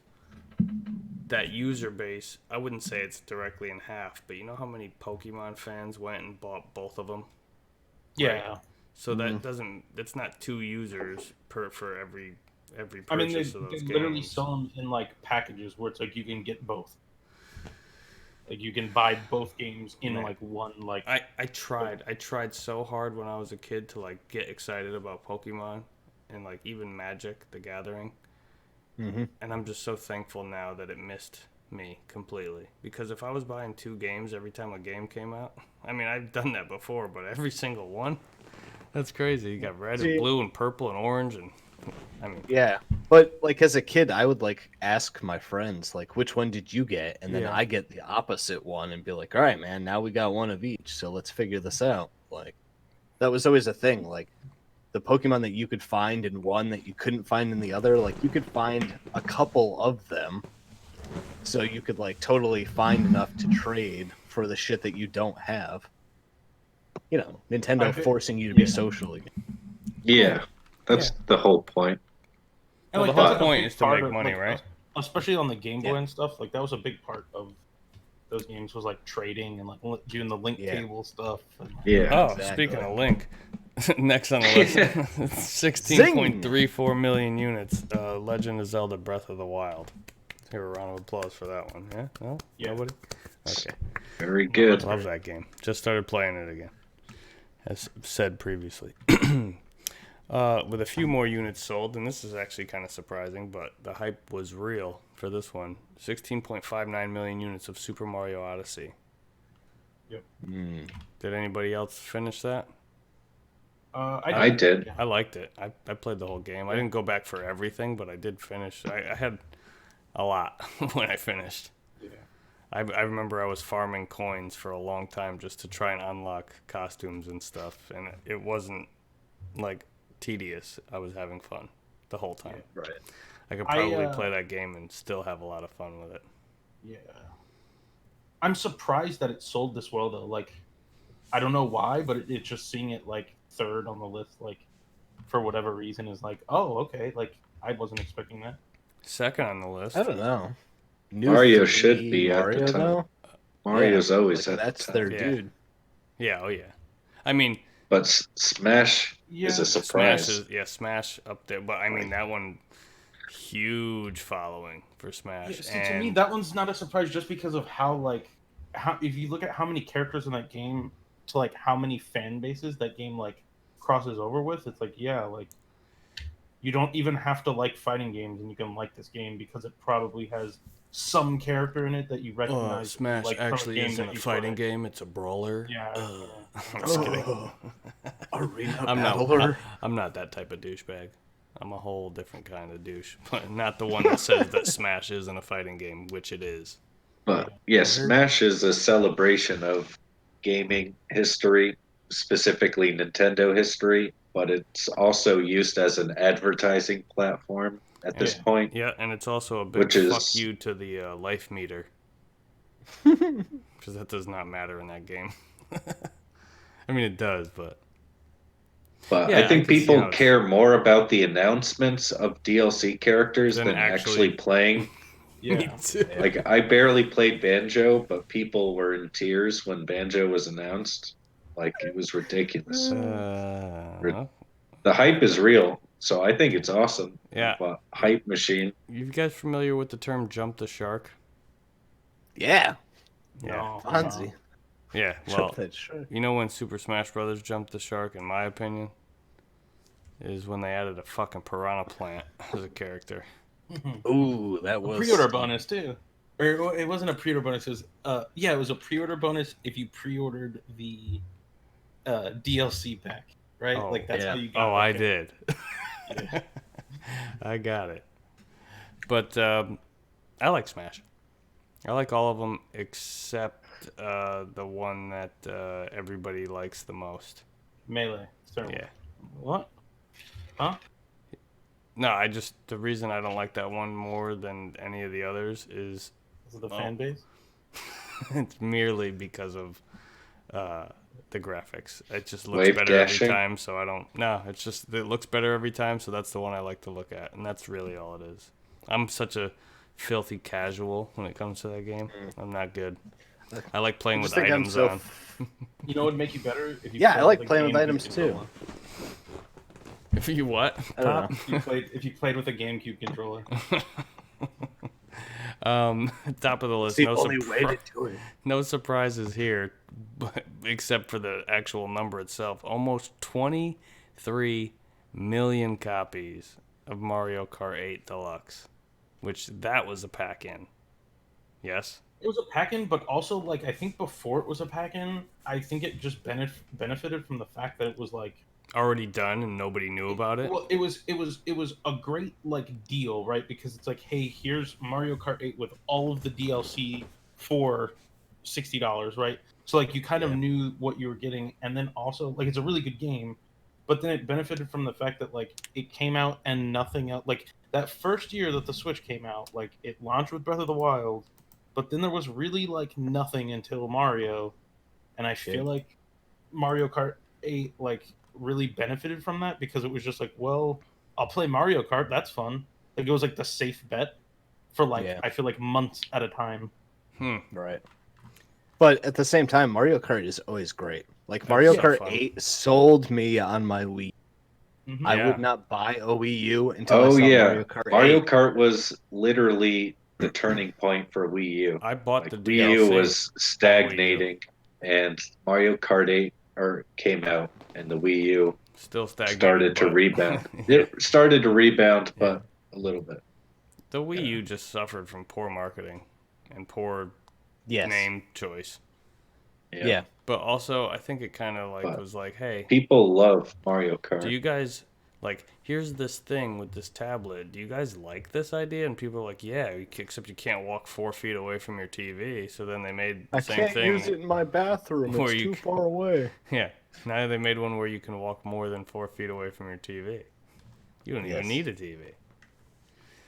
Yeah, Nintendo Switch is awesome, and these games are proof of that. Because Yeah. aside from those stupid ass Pokemon games, there's not really a bad game on that list. It's a super solid library. And Yeah. one last thing is that it actually sold over 50 million consoles units, which passes the Xbox One in like 3 years shorter time than the Xbox One. Yeah, no, it's doing big things. It's still half of the PS4 at Right. over 100 million, but it's still on a upwards trajectory with growth, Right. specifically because of the Switch Lite is boosting sales. But it's looking pretty good for Nintendo. I'm curious to see what the numbers are the day before and the Animal day Crossing? of the Animal Crossing Dude, it's gonna be gets big. released. I think I was looking on Twitter, and it was like yesterday after that got released, like it was trending. The Animal Crossing Switch was trending with like I think like 55,000 tweets in the U.S. So it's like I feel like it's like that. There's big deal. definitely a market for like that Switch version, and I think it's going to sell super well. Yeah, it's just that's as far as sales numbers goes, and I'm not trying. I know it sounds like I'm hating, but I love my Switch. I really do, and I feel like I might have even bought a Switch Lite if I could dock it still, like not dock it, but just plug it into some cable that they made, and use like a Pro controller or whatever, and just use the system. But as soon as you say that it's not compatible with every piece of software, I take issue with the being lumped together and with the sales numbers, even if it is just one game or something. But didn't we have this discussion already and figure out that with like the DS and the DSi. but you can play all the Switch games on the Switch Lite. It is possible. Is that right? Yeah, pretty much. Yeah, it's that I don't think there's really. functionality There- issues with some games. Yeah. Yeah, no, I think it was That's just what it that was. that you would have to, for some games you would have to sync up other Separate controllers. Joy-Cons. Right. Yeah. Like 1-2 Switch, for example, but you still can't play it on the TV. You gotta play it but that's fine. I mean, when the Switch Pro comes out and Breath of the Wild 2, you're gonna see the numbers gonna fucking go through the roof again. Yep. So But I heard a rumor Breath of the Wild 2 is taking longer than expected, and that a 2D Metroid is on the way this year, and the holiday title may not be Breath of the Wild 2. And it was, I think it said it would have something to do with it would have tires or wheels, which I have no idea what that would be at this point. well, it's not F-Zero. But that's just like a cryptic rumor, so who knows? Diddy Kong Racing 2. Oh shit! Oh, let's go. That would be some Damn. shit. That'd be They could be referring to like the Jeep that you'll be riding in for Pokemon Snap. Oh man, I'm in on that. dude, Pokemon, all those games, Pokemon man. Snap, Pokemon Snap. Pokemon Snap Analog and Pokemon Snap Digital. Yeah, there's gonna be 2 versions. 2 versions. This one you can't take photos pictures with a of film all the camera. same ones. Pokemon That's right. Polaroid. If you want to take pictures They're of the gonna come ghost up- type Pokemon, they're gonna make a in new actual Nintendo- film. A new Nintendo printer Pro. New Nintendo Switch printer Pro. Switch Printer Pro. Yeah. All right. I also It's want it gonna to be be a able to fucking- like Bluetooth connect to any other printer as well. Number 7 of 8 Number 7. on Rapid Fire News. Nintendo mobile applications sales pass $1 billion. I'll With a repeat B? that one more Yeah. again. Did you guys $1 billion. look at the article? Looking at it right now. So what If I you- get from this Wow. is Fire Emblem is really popular. Wow. I was gonna say, if you didn't look at it, guess what the top grossing game is? It'd surprise you. Yeah, that's right. crazy. $656 million generated from Fire Emblem Heroes. And that's like 5 or 6 Above and times more Jesus. than everything else. Animal Crossing Pocket Camp, 131 million. Dragalia Lost, never even heard of that. 125 Nobody's million. heard of this game. No one That knows was, like, what the this game is. specific, Like Somehow it made 100 million. they develop like Nintendo, like it was like an only mobile like new IP. Oh, if They had a you direct. The only reason I know about it is because they had a direct on specifically just that game. if you had to guess which Mario Kart game in the series was the worst, it's Mario Kart Tour. Mm-hmm. Yeah, Fuck it is. that game. It is shit. They fucked up. They fucked up so bad. I remember playing a kart racing style game on an iPhone 3GS, and all racing games on the iPhone were like this. You hold it in your hand like this, and you steer like this. And you tap the screen on this side to go, and you tap the screen on this side to use like a boost or an item or something. What the fuck? Why couldn't they give you a portrait mode? They give you portrait mode, and you just swipe left and right on the screen. That's the laziest piece of dog shit. Hot Garbage. I deleted that faster than any You know, fucking. I was like, it's. I just would say anyone who has Mario Kart 8 shouldn't bother with this game. I think it's No. for all the sad sacks of shit who don't have a Switch, who want to play Mario Kart. that's all the never gonna filthy make them want to casuals. play Mario Kart ever again. Yeah. Ugh, and, They and might just, yeah. So Super Mario Run was fun, and Dr. Mario World didn't really do it for me. okay, yeah. So here's something. Dr. Mario World has the same monetization model as Fire Emblem. Just Fire Emblem, it just works somehow, and Dr. Mario clearly it does not work. Where you pay money to get a random item, like a random character, you don't know it's randomized, like loot box or whatever. So that's the model that works. With Fire Emblem, that was 3% of total downloads, but 60% of revenue. So that's something to say is a small dedicated fan base can be more valuable than a huge fan base with less engagement. Have any of you guys spent any money on any of these Nintendo mobile games? Yeah, I spent a lot of money on Fire Emblem Heroes. Oh, really? It said the average user spent $44. I probably spent around $44 Oh, okay. I put a little bit of because money into Animal Crossing, though. I'm not Animal gonna lie. Crossing. Okay, Mike. I didn't put any money into these. As a matter of fact, I only played Mario Run and Dr. Mario World. I never even touched the other ones. I spent $10 to buy the full version of Mario Run, and finished it. Yep. And that was that. And I was I happy just feel with like my purchase. Mobile gaming just isn't my thing. I don't know. Mario Run Yeah. would have been fine if that's all they ever did. And the Mario Kart one, I was saying it from the get go. Like, put Mario Kart, like the next one that you were thinking about putting on, like whatever would have been a 3DS game or something. Mhm. Yeah. Put it on phones, because it can do it. And just Mario Kart for the original Wii is probably in my top games of all time. It Really? really, oh yeah, because what? Mario Kart for the original Wii. Double Dash, dude. You Oh, no. fucking casual. No, Double Dash. Well, that's great. Double Dash was okay, but like it's too gimmicky. I don't know about okay.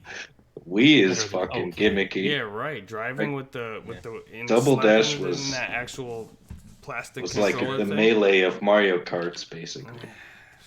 I mean, agree to disagree. I just think Mario Kart on the Wii Shit. provided some of the most like fun experiences, and once you enjoyed got that, huh? Tilt controls. So you like the tilt controls? Only in that game. I turned it on when I first got the Wii U, and I was like, this is just like old Mario Kart. But no, that game, tilt controls, no. But for the original Wii, that's the only way to play. I love it. I love it. Yeah, I it's mean, I great. guess it was developed specifically around Motion those controls. controls. Yeah, So- no, it worked. I mean, it still works the same way on Mario Kart 8, but the levels are crazier. So, Right. but anyway, I mean, if they just put that into a phone, it would have been fine. It would have been Yeah. just fine. And yeah, okay, charge me the $10 again, but they got greedy. Yeah. If it was fantastic, like if it was a full-fledged Mario Kart with all the races and all the characters, you could charge $20 for that on mobile. Instead, look what Square does with all their re-releases of all their Final Fantasy games. They're like $15 each, and they're old shit. Like, you could charge $20 for a Mario Kart if it's a proper Mario Kart on mobile. Yeah. They're still experimenting, clearly.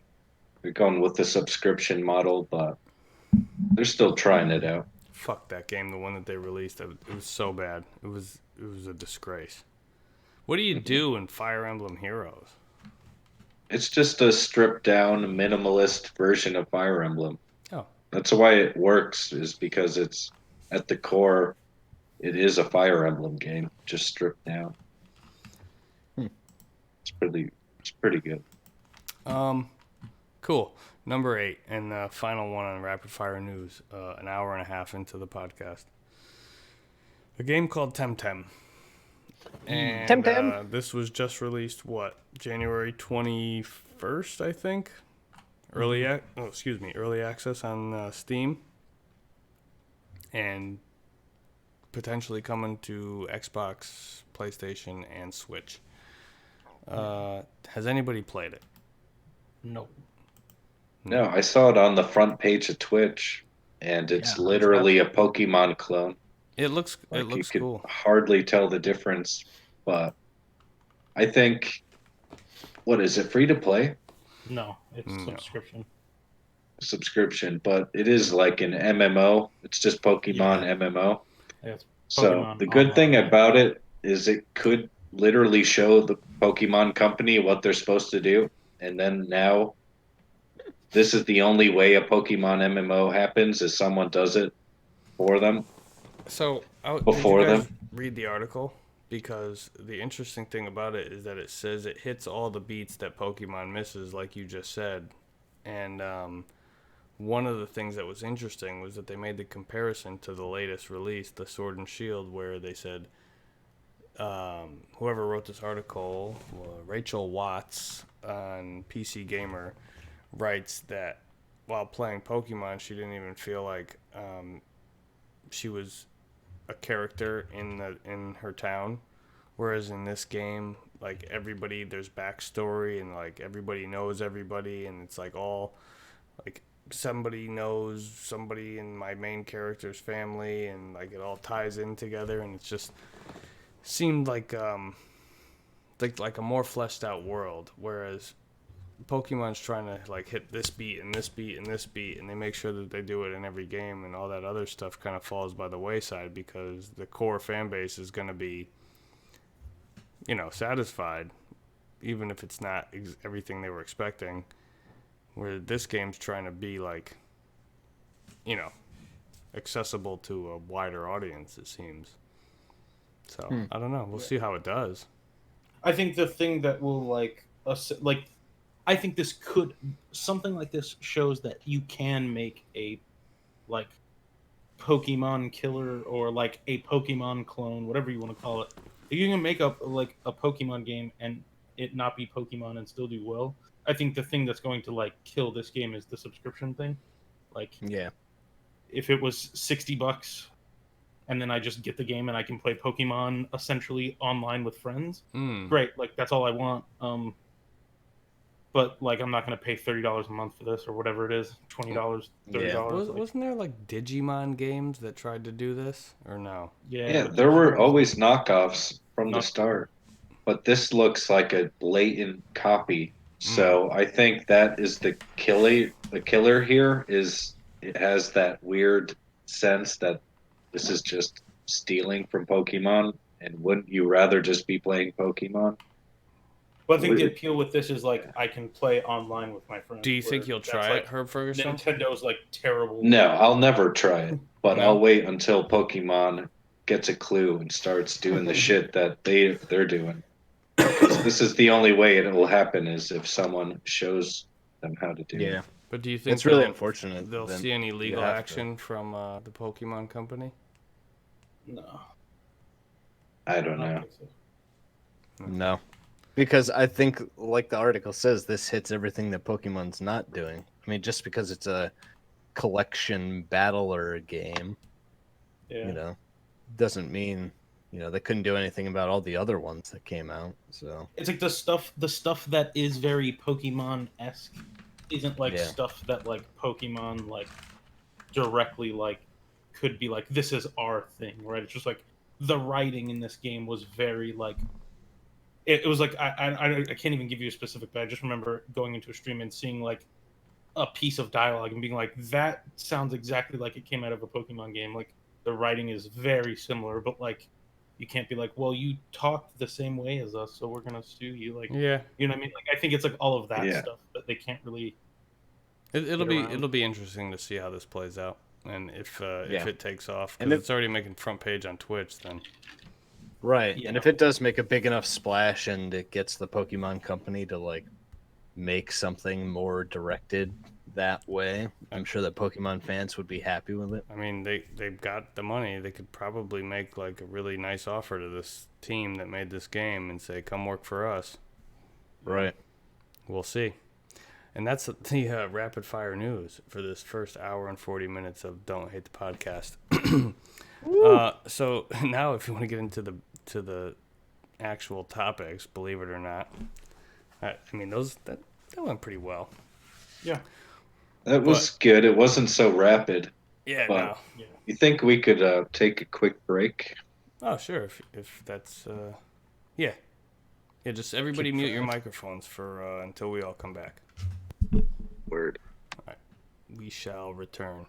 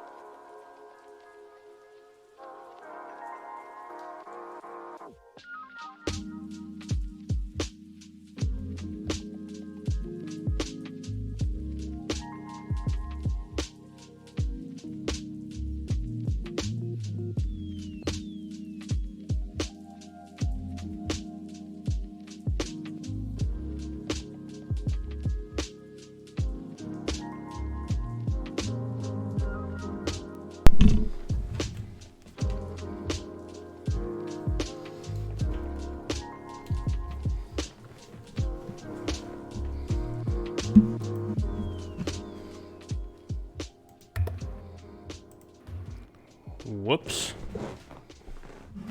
Whoa. DM's exposed. Ooh, hey. I didn't see what we were saying. DM's exposed. I didn't see what we were Oh shit! Oh man. That was really good music, man. It's Yeah. Relax Beats. Pop that in the chat. Welcome back. Here's where you can go check out the music. http://www.twitch.tv. Oh, twitch.tv. Sorry, let me start over. Oh. No. Yeah, this is a YouTube channel too. They got a live feed, I think. Yeah. Just Cool. a constant stream of relaxing music. Yeah, it's great. I like it. This is basically what I listen to these days. Nice. Yeah, same. Uh, Except I listen on Apple Music. yikes. Not a commercial. Hashtag make this a commercial. I listen to all my music on Spotify.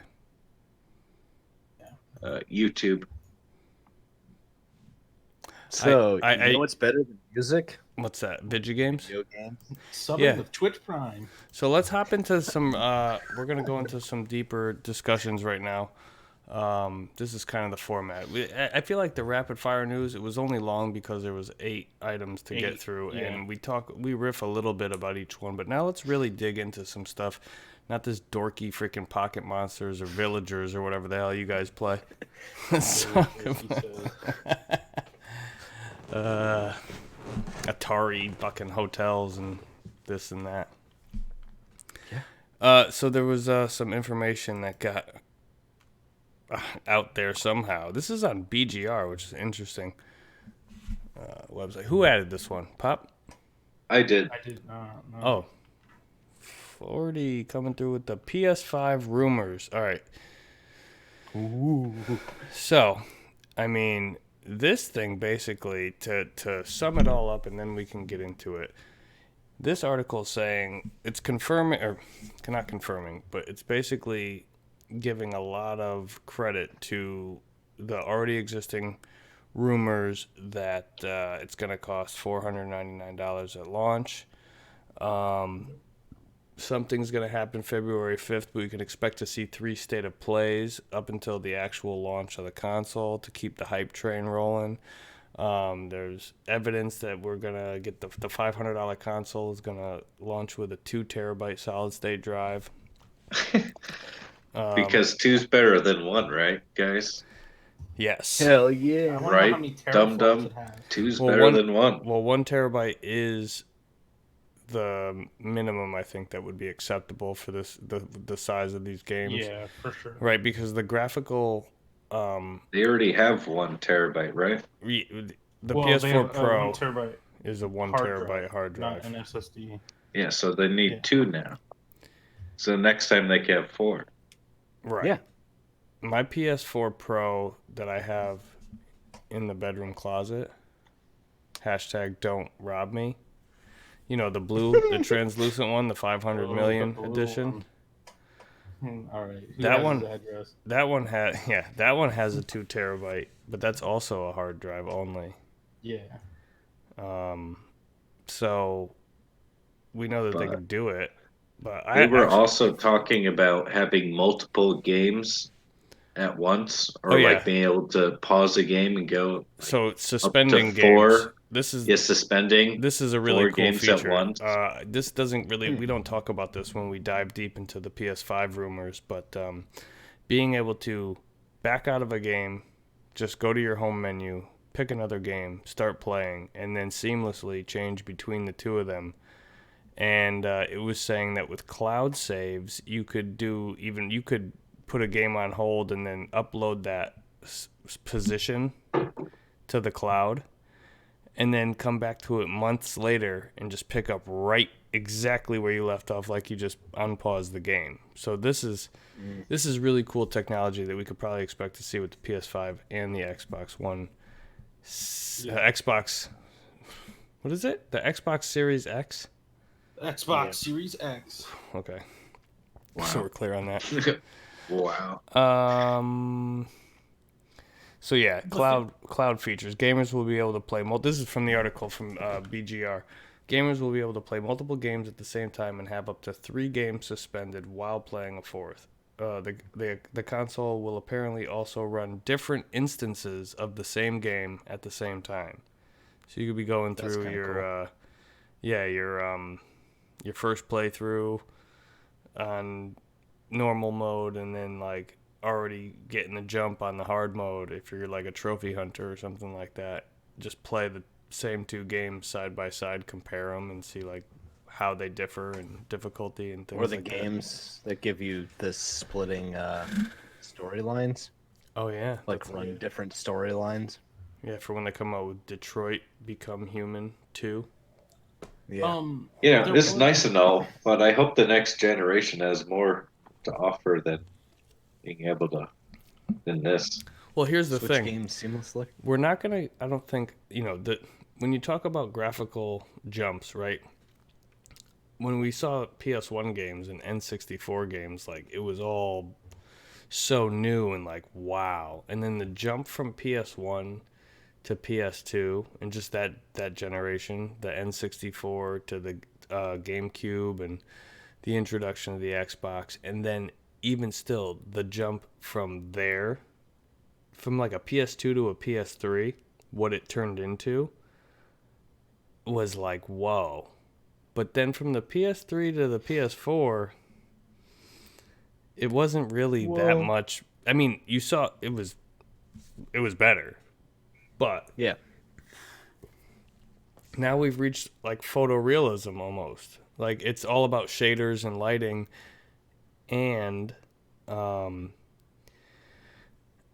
think like this ray tracing stuff and frame rate and like that sort of polish. Like I don't think the graphics, they could get, there's still room for improvement. There's always room for improvement, but they're going At some point, the human eye won't be able to detect any change at some point. right. We're But when you're talking basically there. about like graphics, like textures, like you can get, I think, a little more photorealistic. But after that, you're right. Like higher frame rate, anything higher than 120 is, forget about it. It's a waste of. Yeah, but I mean, like data. right now, like Right. PlayStation games, like even on the PS4 Pro, like the games that like give you the option to choose between like the visual upgrade and the performance, like even those where it's like, oh, I'm going to go performance mode, so it should run at 60 frames. Like even those games don't always run at 60 frames. So it's like I feel like there's still like that huge gap there from like, if you're comparing like consoles to like what's out there technology wise for like PC and stuff like that. So to me, like that's the biggest like upgrade they could do is 4K. Well, games are running at 60 frames. It's got to be 60 frames, and I mean I think they're going to be shooting for higher than that, and higher resolution, like 4K.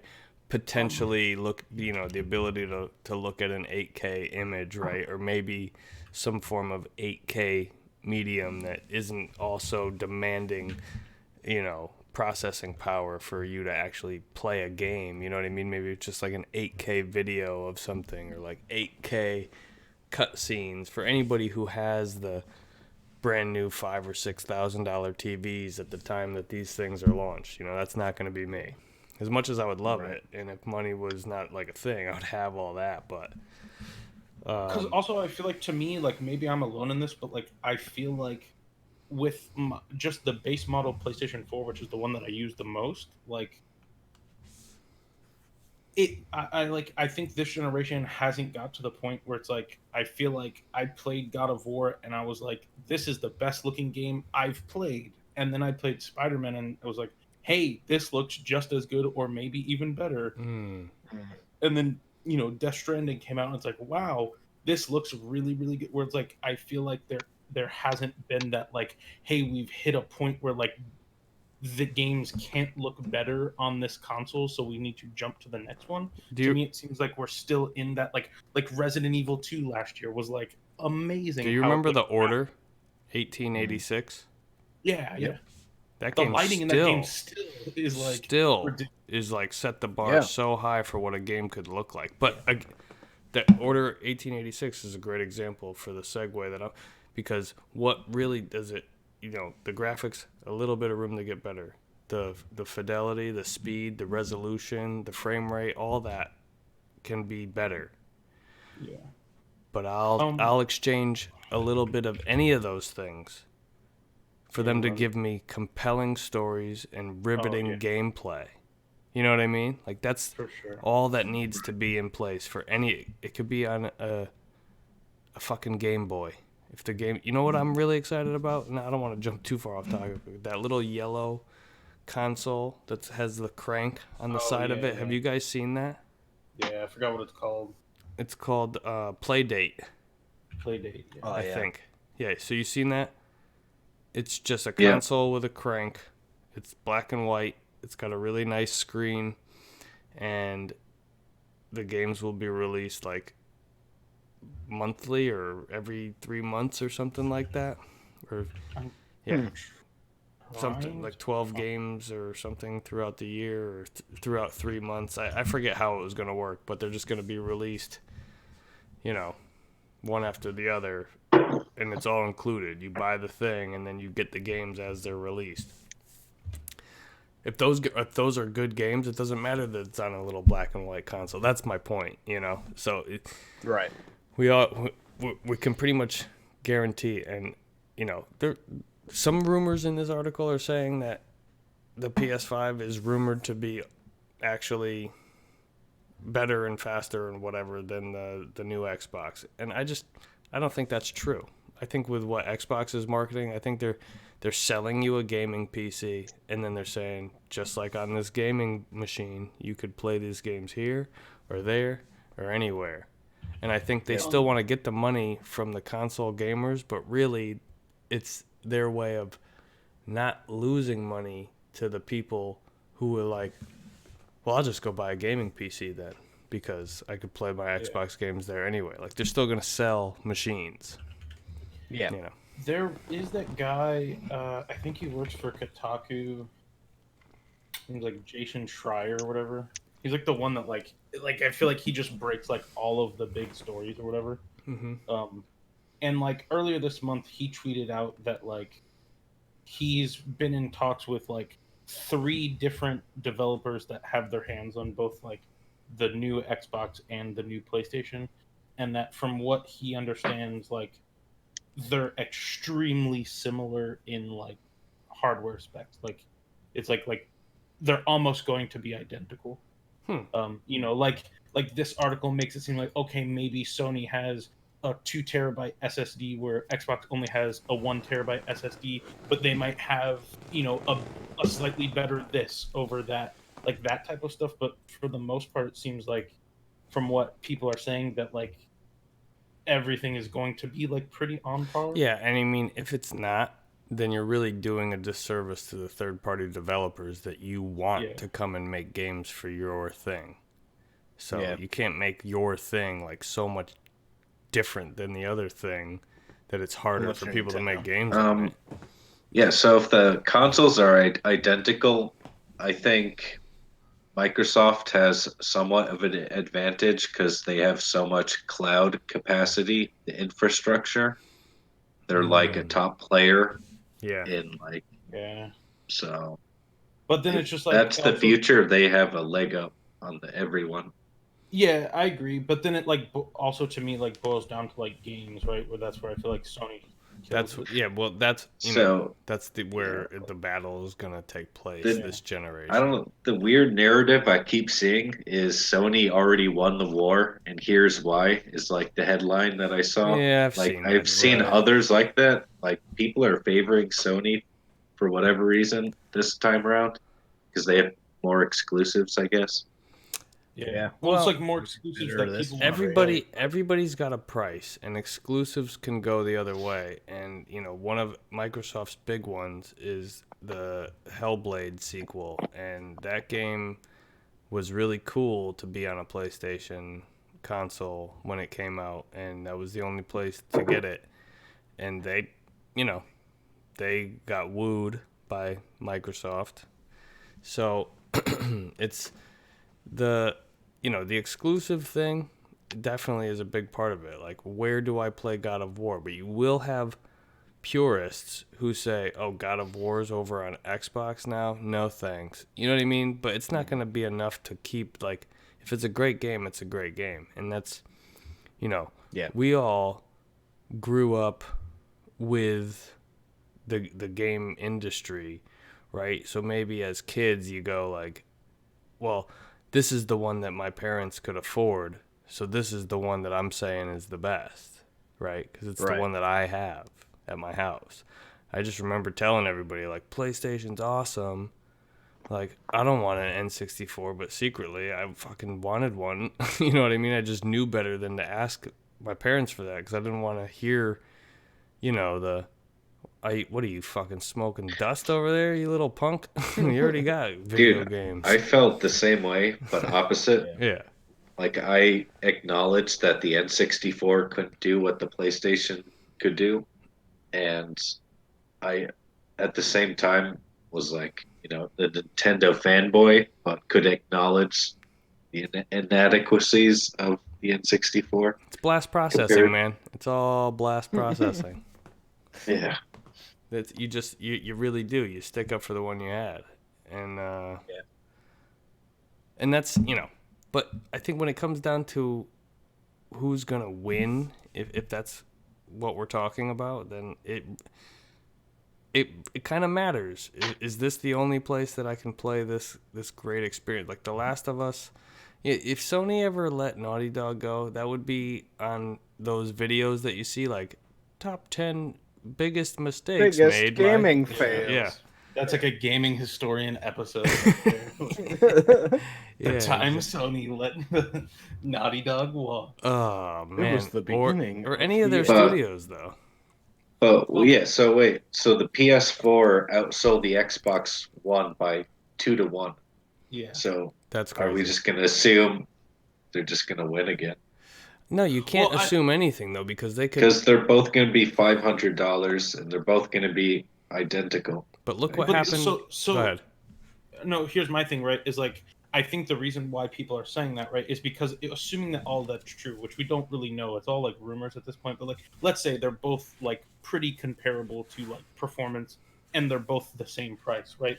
Then the only thing that like, if I'm going to buy one, I have to look at like, okay, like what games can I play on this one versus what games can I play on this one, and like the PlayStation 4 and the exclusives that they had set up so well for the PlayStation 5 to just have this easy ride, where Xbox did the exact opposite, where it's like I can't name you a single Xbox One game that came out that I'm like I can't wait to play the next one. It's like nobody's saying like I can't wait to play like Sea of Thieves 2, like where everybody's saying I can't wait to play Spider-Man 2 or God of War 2 or Horizon 2 or Bloodborne 2, right? Because all those Right. games were really good, where Xbox didn't have any of those really good games. Yeah, So I it's, like, never was hard like, to get oh, excited about like I gotta go. what can I look forward to on the Xbox One, where it's like I know that I'm getting a God of War 2, a Spider-Man 2, a Horizon 2, a Bloodborne 2, whatever Kojima's next thing is probably gonna have some type of PlayStation. But Kojima's a weird one though, because he exclusivity. doesn't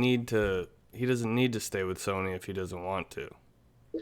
No, Right. but I think Sony realizes like how one Xbox has a terrible like relationship with Japanese companies, right? Like they're awful in that sense. And then I think that Sony realizes how important like They got that Shuhei. just name is, right? But like regardless, it's like even if you take him out of the equation, it's like, well, hey, Naughty Dog's putting out a game right at the end of this generation, so that means they're gonna be free up to do whatever they want.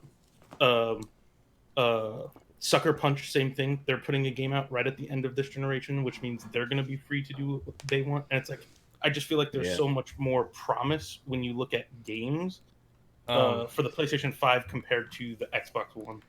Or the You know, Yeah, Xbox especially Series X. if the rumors are true that like it's going to be backwards compatible all the way down the line. Yeah, that would be like. I mean, there's great PlayStation games all the way down, but like winning this generation, like the PS4 won because we had all these remarkable games on it. So even if at launch both of them have decent titles and are the same price and are almost the same hardware wise, like you have all these PS4 games that you can now put out there that are like in the PlayStation hits, $20 or less. Like, come play all these amazing games that you missed last generation. You know, just like the Switch. Like, Well, yeah, But Oh, not you didn't just get like the Switch you? though, because nobody played those other games yeah. right, until the because nobody Switch. got the Wii U. But Right. also too, like I think it's There's like super 104 beneficial. million users on the PS4. There's so many PlayStation 4 users already that have that already library of games. But they're the right? returning And, like, customers. They've already the PlayStation 3 to PlayStation 1 is still a question mark, but they definitely like in one of those articles that they put out like over the course of last year, they 100% confirmed like all PlayStation 4 games will work on PlayStation 5. Yeah, and you So know it's like this is the just weird by thing. doing that, it's like you're already set. I feel like PlayStation 5 has set themselves up for success, where Xbox has a lot more work to just get to that point.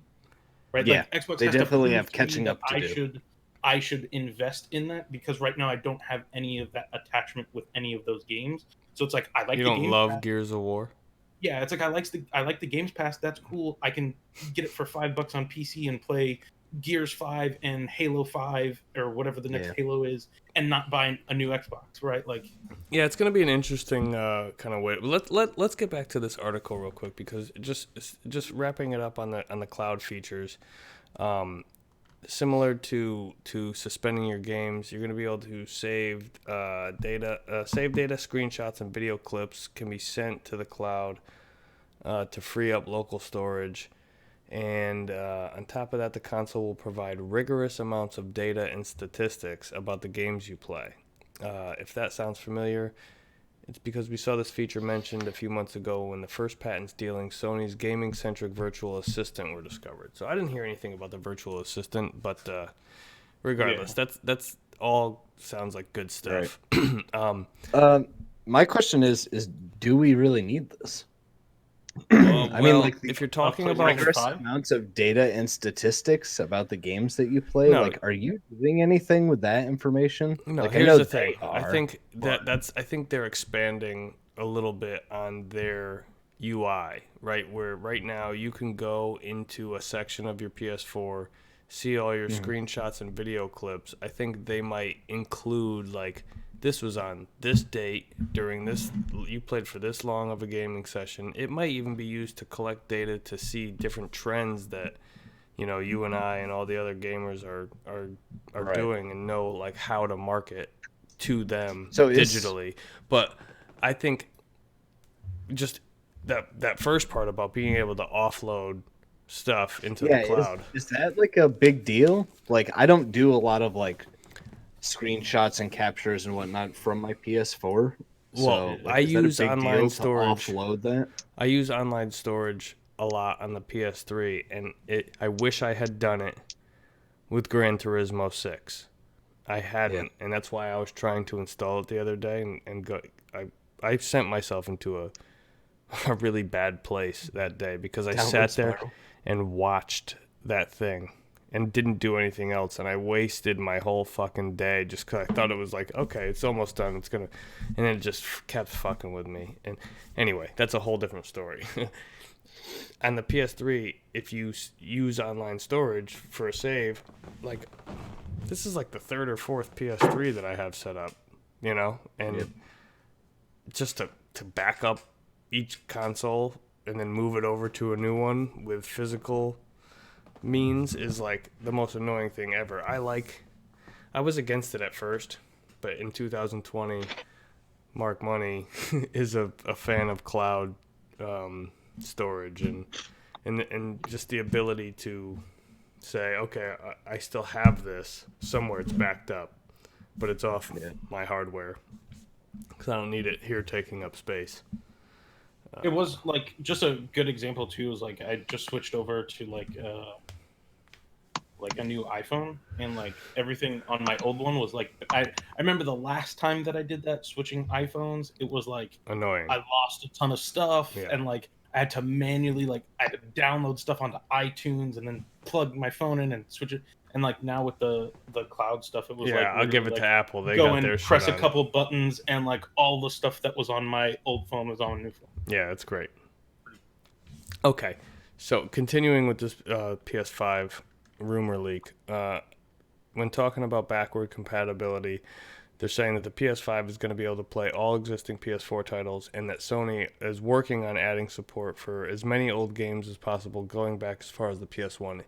Even compatibility with PSP and Vita games is supposedly in the works. Yeah, So that'd be great. Like, They're I hope saying- this is true. expect PS1, 2, 3, and 4 games available to purchase and play on the PS5 at launch. Now, I don't know about at launch. Like, that seems like a huge. well, it just says expect games to be available and purchase at launch. Not all games. Yeah. So, it wouldn't surprise me if on their store they had PlayStation Classic titles. Yeah, I forgot that they do that now. Like, there's But the PS4 discs have to work. I don't think we see like how Microsoft had the SAD Xbox. Remember the Xbox One S all digital, the SAD, the SAD. Yeah. Yeah. I don't think we see a PlayStation model launch without an optical drive. Not this generation. No. Not with all the PS4 discs floating around out there. As far as being able to put in a PS1, 2, or 3 disc and have that work, it just has always seemed very bleak to me. It's one of those things that you wish would happen, but you don't really have much hope for. Right. That would. But if this is true and they're going to try and make it work with PSP and Vita games too, I'll I finally mean, be able to play Advent Children on the TV. That just means it's going to be digital. Right. Digital So it'll be download. virtual console style. And it'll probably be all be so emulation cool. still. Yeah, it would be so cool though to get like the one box to rule them all, and just be able to put in any physical media from PlayStation.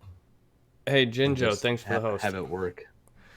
Right, yeah, that would be amazing. Like the PS3, the original model launched with that little flap that flips up, and you could Yep. put the Sony's proprietary memory cards in there, or compact flash cards, or what are the little cards? SD cards, and then you could SDs. use mini SD cards with the adapter. So, I mean, if they wanted to throw a fucking Vita card Right. slot, like that little stupid thing I have, the PlayStation TV, where it's basically a Vita for your TV, Yeah. no screen. Yeah. Okay, that thing takes up like no space. Stick the fucking Vita slot right in the front. Who cares? Yep. Just be like, hey, remember the Vita? You could play that on this. I mean, I don't know. The only people who would talk shit about that is the investors. Saying, wait a minute, you want us to include a proprietary slot to play games for a system that sold how many units? Yeah. I don't fucking think so. Excuse me, Mr. Sony, but come back when you want to talk normal things and not foolishness. Exactly. So it's not going to have Yeah. a Vita slot, or it's not going to have a UMD disk drive. Damn. That's what I was really hoping for. I want to watch Italian Job on my UMD disc. Well, I guess the question is it going to be the Netflix of gaming or is it going to be the virtual console? I guess it's pretty obvious it'll be more like Netflix subscription model. Yeah, I I'm could thinking. see maybe they could combine both of them and say, how Nintendo's doing, like, hey, buy our online service and get access to this library of quality old games that we managed to acquire licenses for. Right. I mean, That would be cool. all They these did a things similar thing. would be cool. But the article goes on to say the full PS4 catalog will be available, but libraries will be limited for other platforms to begin with. More games will be added as time goes on, in much the same way Microsoft did. You'll actually see a lot more old games supporting high frame rates, 4K resolution, and HDR, even ray tracing, on PS5 than has been possible on Xbox One. Sony are very much concerned about saving old games from older platforms. They have the first Gran Turismo game running on PlayStation 5 at 120 frames per second with ray tracing enabled. It looks surprisingly great for a 22-year-old game. Backward compatibility for PSP and Vita are also in development, with Sony aiming to have both available within 2 years of the system launching. Now, here's the interesting thing about this. This is a very specific set of... So either this is somebody who's got way too much fucking time on their hands, Yeah. or somebody who actually knows what the fuck they're talking about. Because Gran Turismo, it was a great-looking PlayStation game. It looked great. Now they're going to have it running at 120 frames per second with ray tracing enabled. I mean, I'm curious to see what that looks like. Yo, I can only imagine in my mind one of the brand new courses from the latest Gran Turismo game with the ray tracing and the light looks beautiful and it's like nature and shit. A little deer goes by and some butterflies and shit, and then all of a sudden here comes this fucking blocky ass pixel car. Yeah. That'd be What great. the fuck is that? That would be awesome.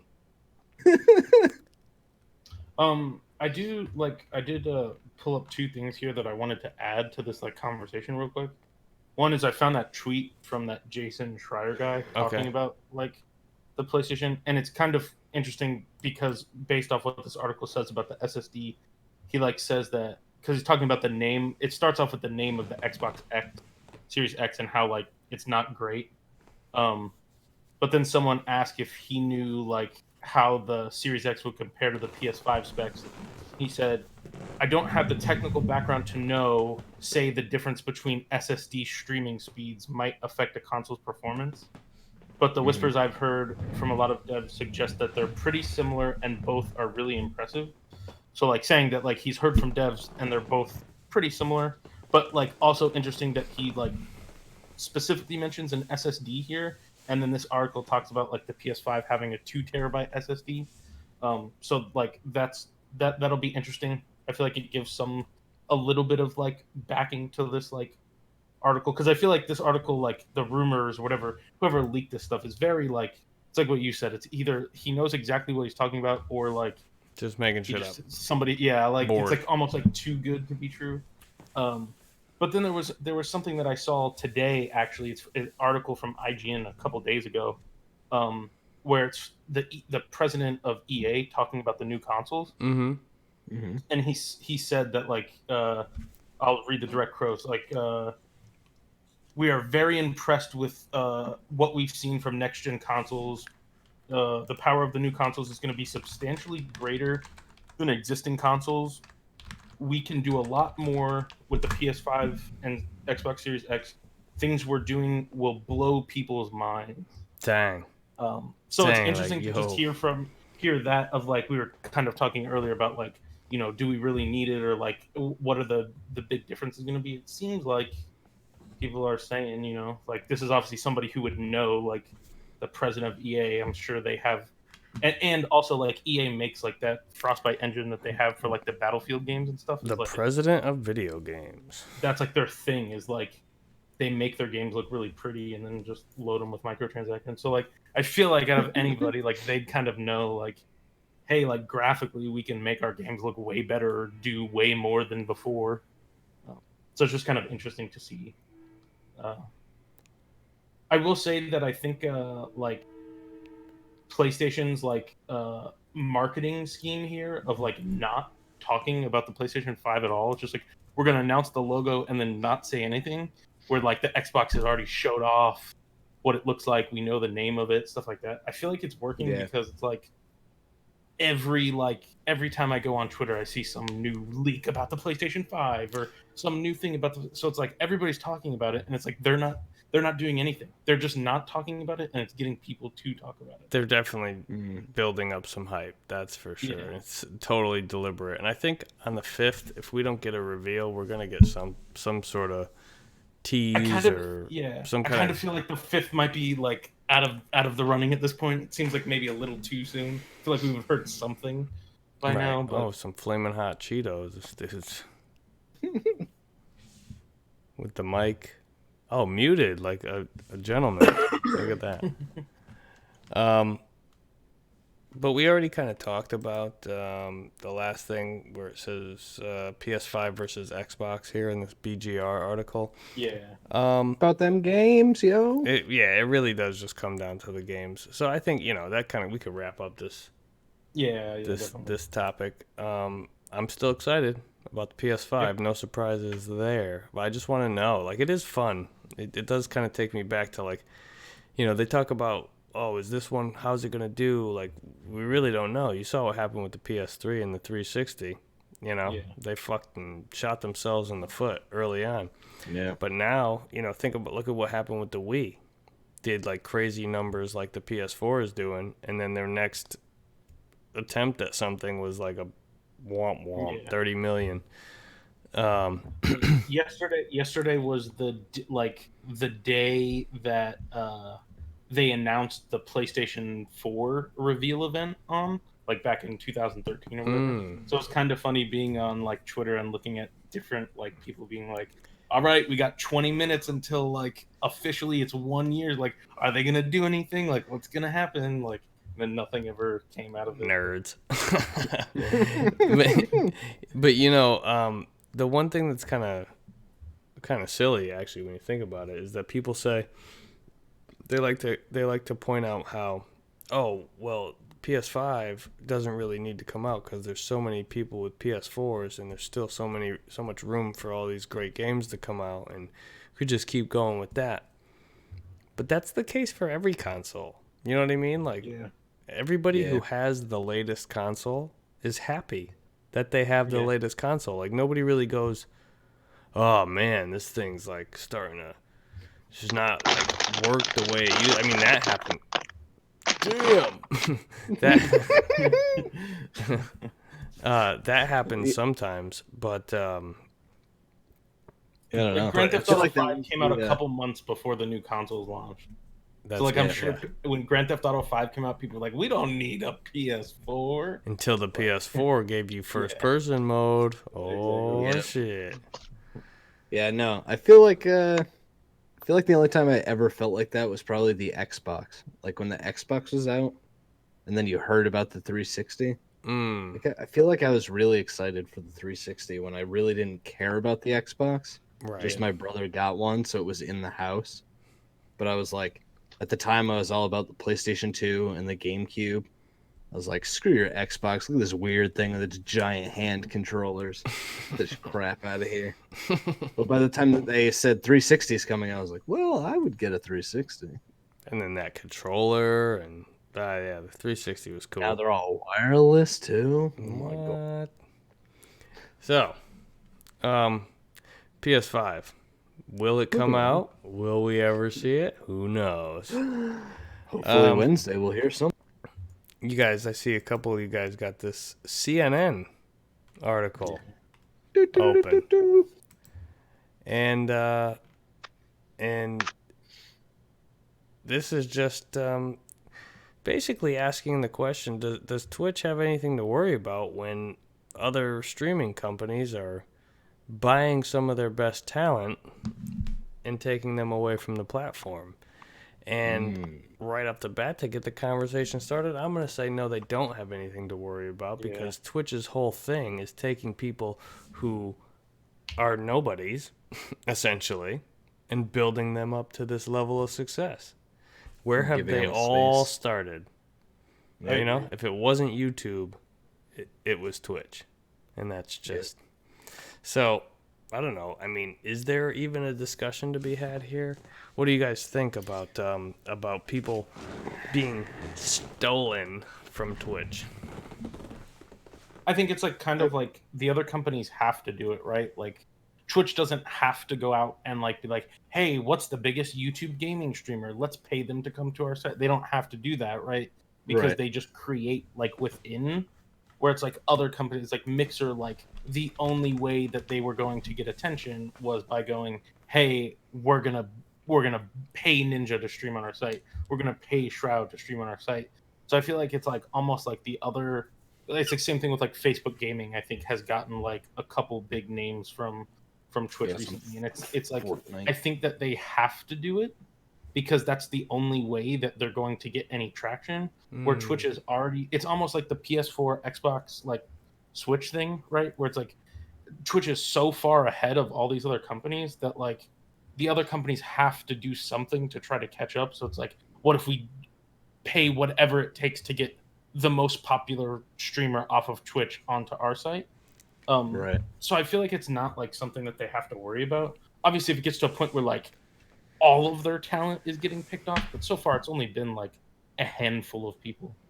Right. Yeah, I mean, in YouTube, kind of, you don't really see them doing these kind of moves. I mean, I'm sure there's been some of it that's gone on, but who's like the big name YouTube streamers? Well, we just already talked about the guy. There's, you got your PewDiePies and your Markipliers and your Jacksepticeye guys and all these people. And they're not even really streamers. They just make, YouTube like right. videos. But if they're big YouTubers, chances are if they're gonna do a stream, like PewDiePie, I don't see PewDiePie streaming on Twitch. Does he have a Twitch?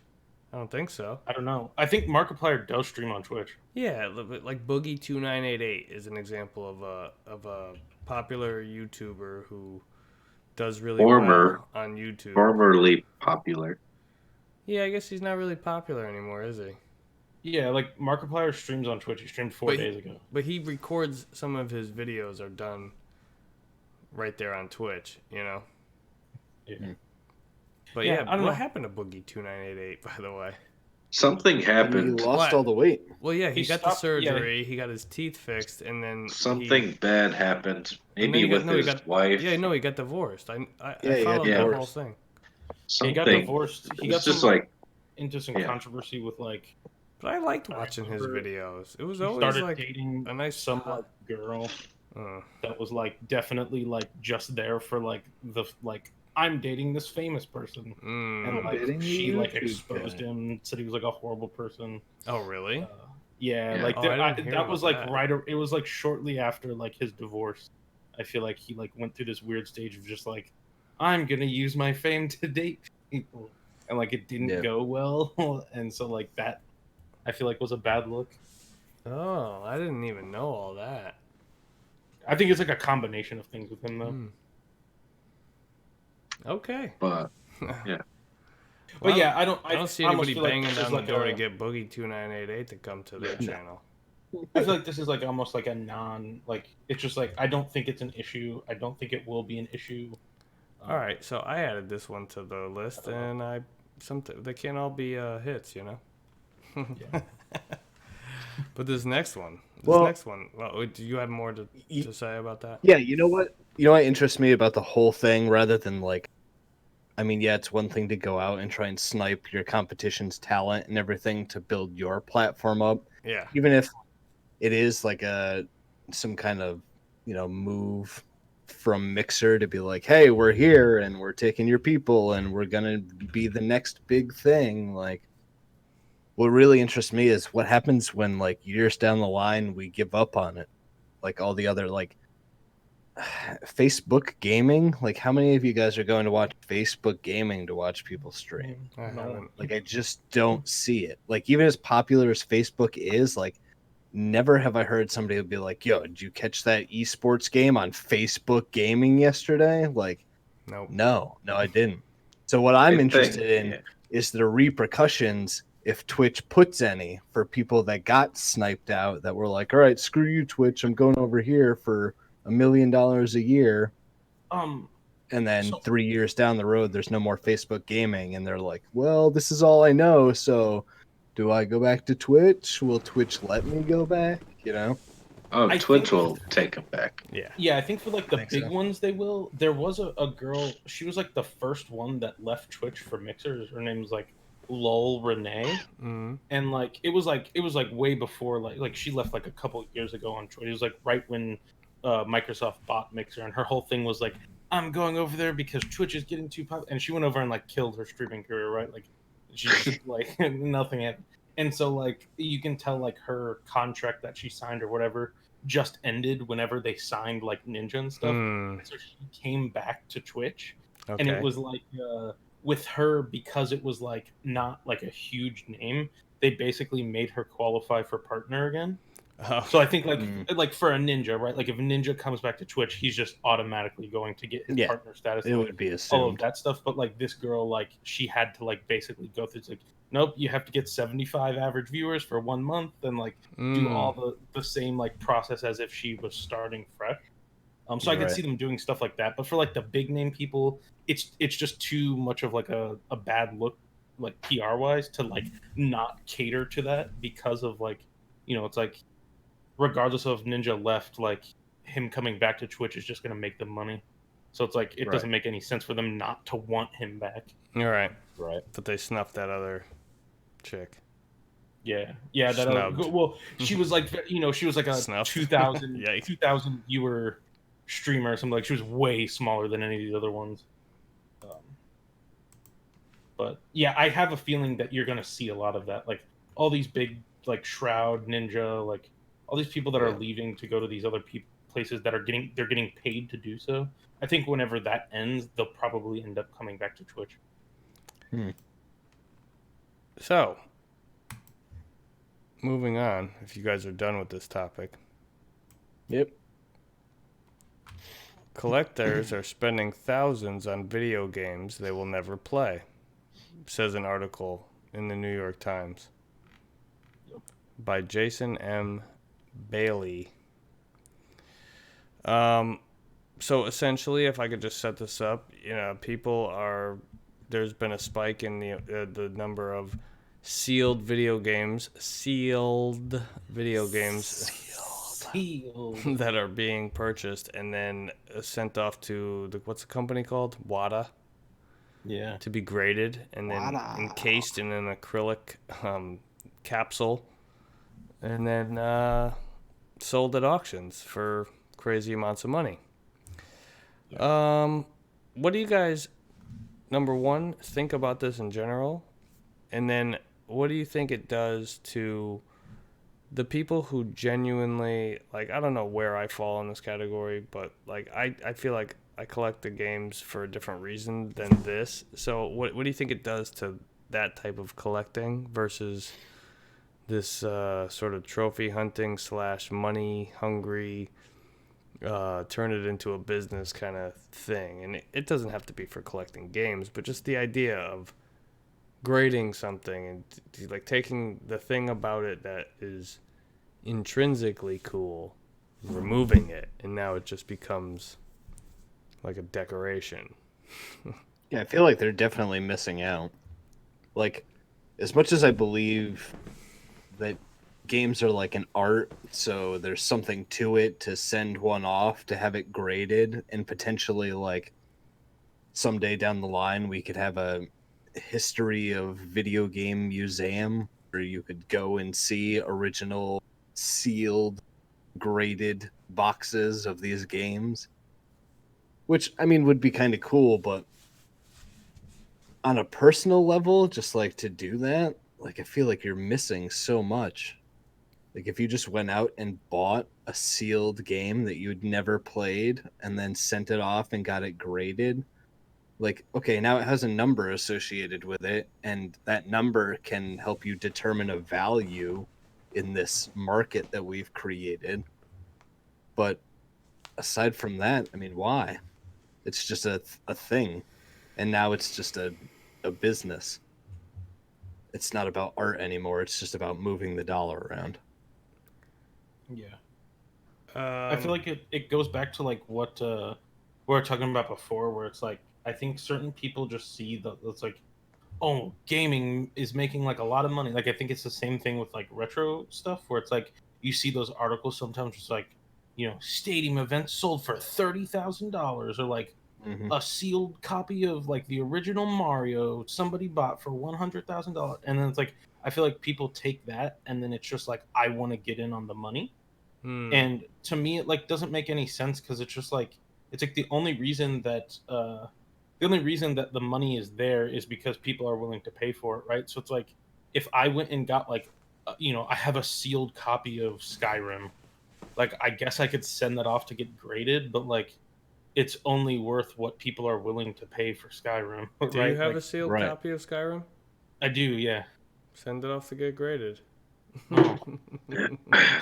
Because I think it's just dumb. Like getting it sealed, you're essentially like getting it graded. I feel like you're essentially at that point going, okay, this is only a like dollar sign to me and nothing else. Yeah. Where it's like, Yeah. I have a sealed copy of Skyrim because I really like Skyrim. It's one of my favorite games of all time. I have multiple open copies, and I was like, hey, I have this one sealed copy. Why am I going to open it? I'll just keep it Yeah. to throw on the shelf somewhere, right? But like, I'm not doing it because I'm like, oh man, maybe this sealed copy of Skyrim one day is going to be worth hundreds of thousands of dollars. Like, it's just because I really like the game.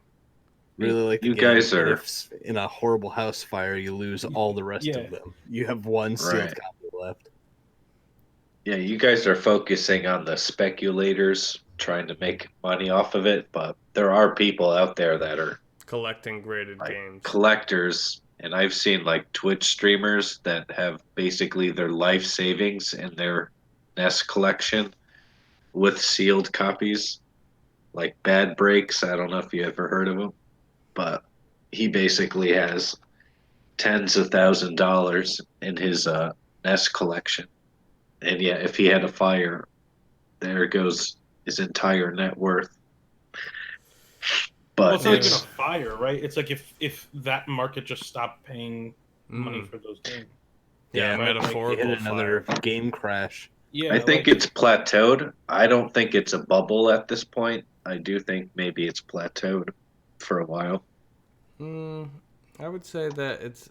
I you mean, know, just not- look at the comic book as Yeah. the comic book sales as a Yeah. reference. Yeah, that's true. mean, People don't really give a shit too much about comic books or baseball cards the way that they used to, or coins. Some of them have staying power, but I think the difference is that video games as a medium were more widely accessible than the other It's been things. constantly branching out. And like when you collect um I don't know, sports cards or comic book, like comic books, you can read the comic book and get some enjoyment out of it. The sports cards, I don't know what you do with those besides trade them. That's like fun to do. But with a game, if as long as you don't have it sealed, you can actually do something with that. Provide yourself with hours of entertainment. So yeah, maybe it has plateaued, but I think it's got more staying power because they keep, like, I don't know, do they still make sports cards? They still make comic books, right? But do you go out and buy comic books anymore, or do comic book collectors that still exist go out and buy new comic books? And anybody who wants to read comics probably just has a comic book app, right? yeah, like all the comics I read are online. Yeah, so there you go. And then if you find one that you really like, maybe you see if they have like a hardcover copy of it that you can, you know. But Yeah. it does get to an extreme point. Like I sold some Super Nintendo instruction booklets for $90 on eBay. Which ones? And I was If you don't like, mind me I just, it was, the big one was Harvest Moon for Super Nintendo, the instruction booklet, and Chrono Trigger, but it was a little ripped because these were all from my personal collection as a kid. Mm-hmm. But I was like, wow, $90 for a couple pieces of paper. Like, I just sold this to a mentally ill person. Do you think you did that? Or it could have been just somebody with too much money. Yeah, too much money, or But- they're just like a avid collector. But if See, you're to me- at some if you're a game point, collector, what does the collector become like? You're paying this much money for this useless shit. yeah, but as a collector, if that's the thing that you're into, would you say that they're all mentally ill for wanting to complete that set? Like they have the case in the game, but they don't have the manual, and that's just what they go for. So Well, if the answer is yes, then it kind of implicates all of us. So I would just say, no, we're all healthy human beings. I sure would like to get my hands on that Well, then, Marvel vs. taking that- Capcom 2 manual for PS2. You got one of those?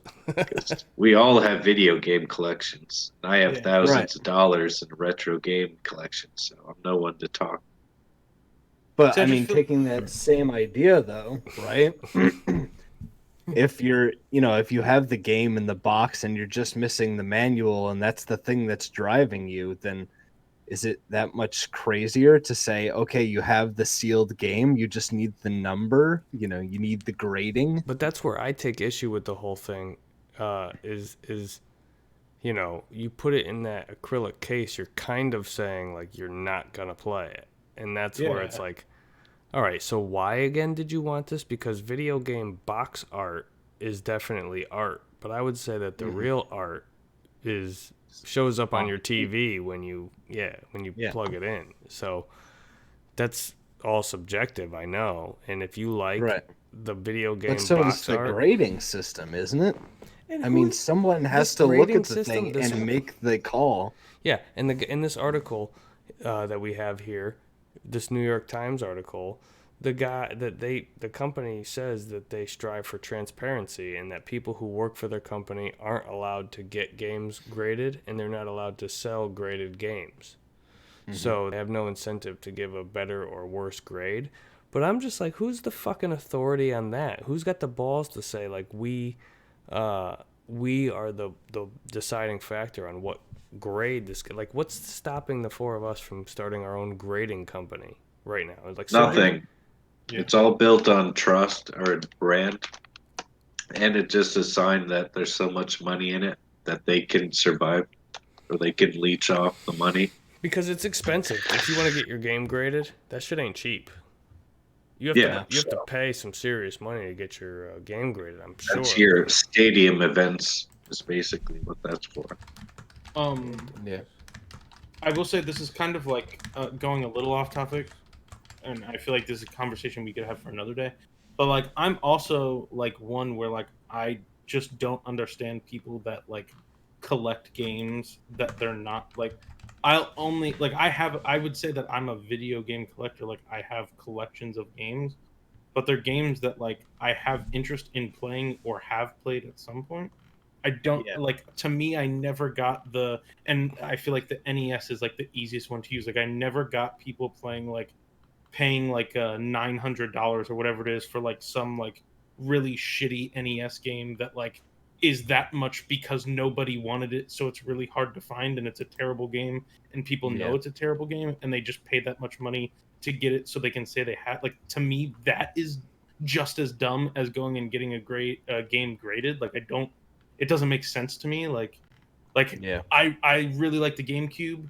Chibi Robo is a game that I played as a kid that I really liked. It's Yo, worth I a love lot that of game. money, right? Yeah, it's I great. had It's that. a game I want to buy it, but it's it's a harder game to find, right? And like I came across a sealed one time, and like the guy was asking like $120 for it, and I was like, well, I'm gonna play it, so like I don't really want to pay that. I don't need a sealed version, right? But like to me, the thought of like somebody going out of their way to buy a sealed version of Chibi Robo for $120 just to say they have it is just as dumb as like somebody taking a sealed game and going and getting it graded.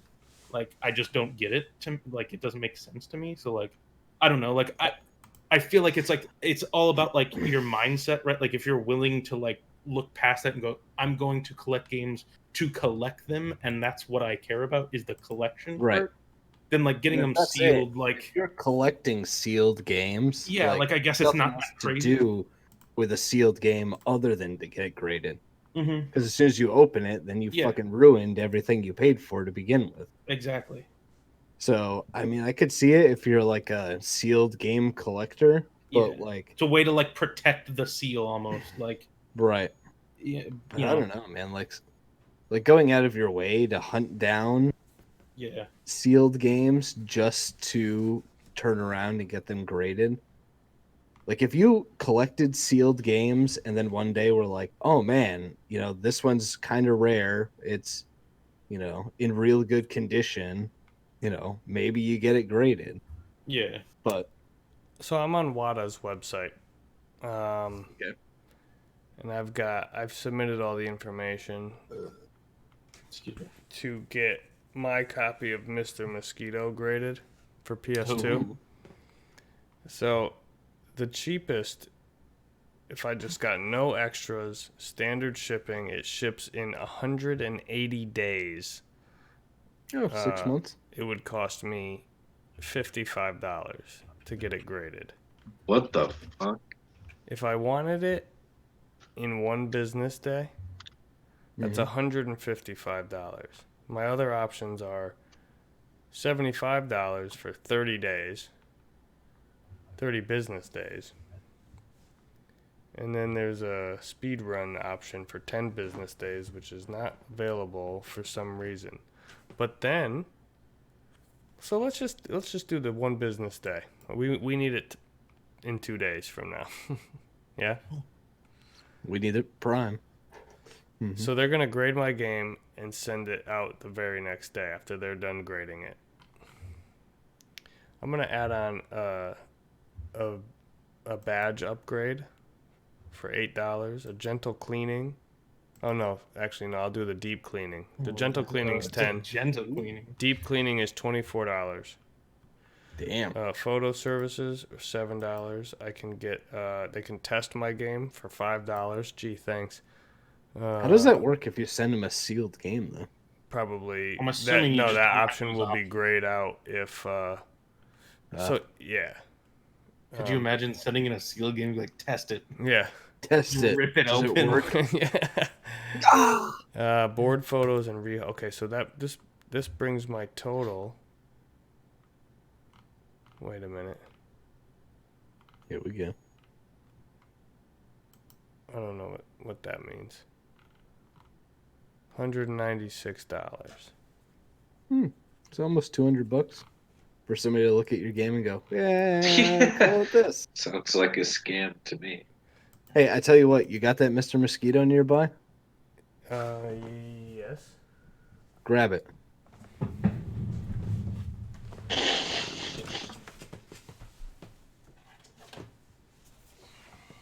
Let's convince Mark to get his whole collection graded. Get the whole thing graded. Yeah. All right. Yeah.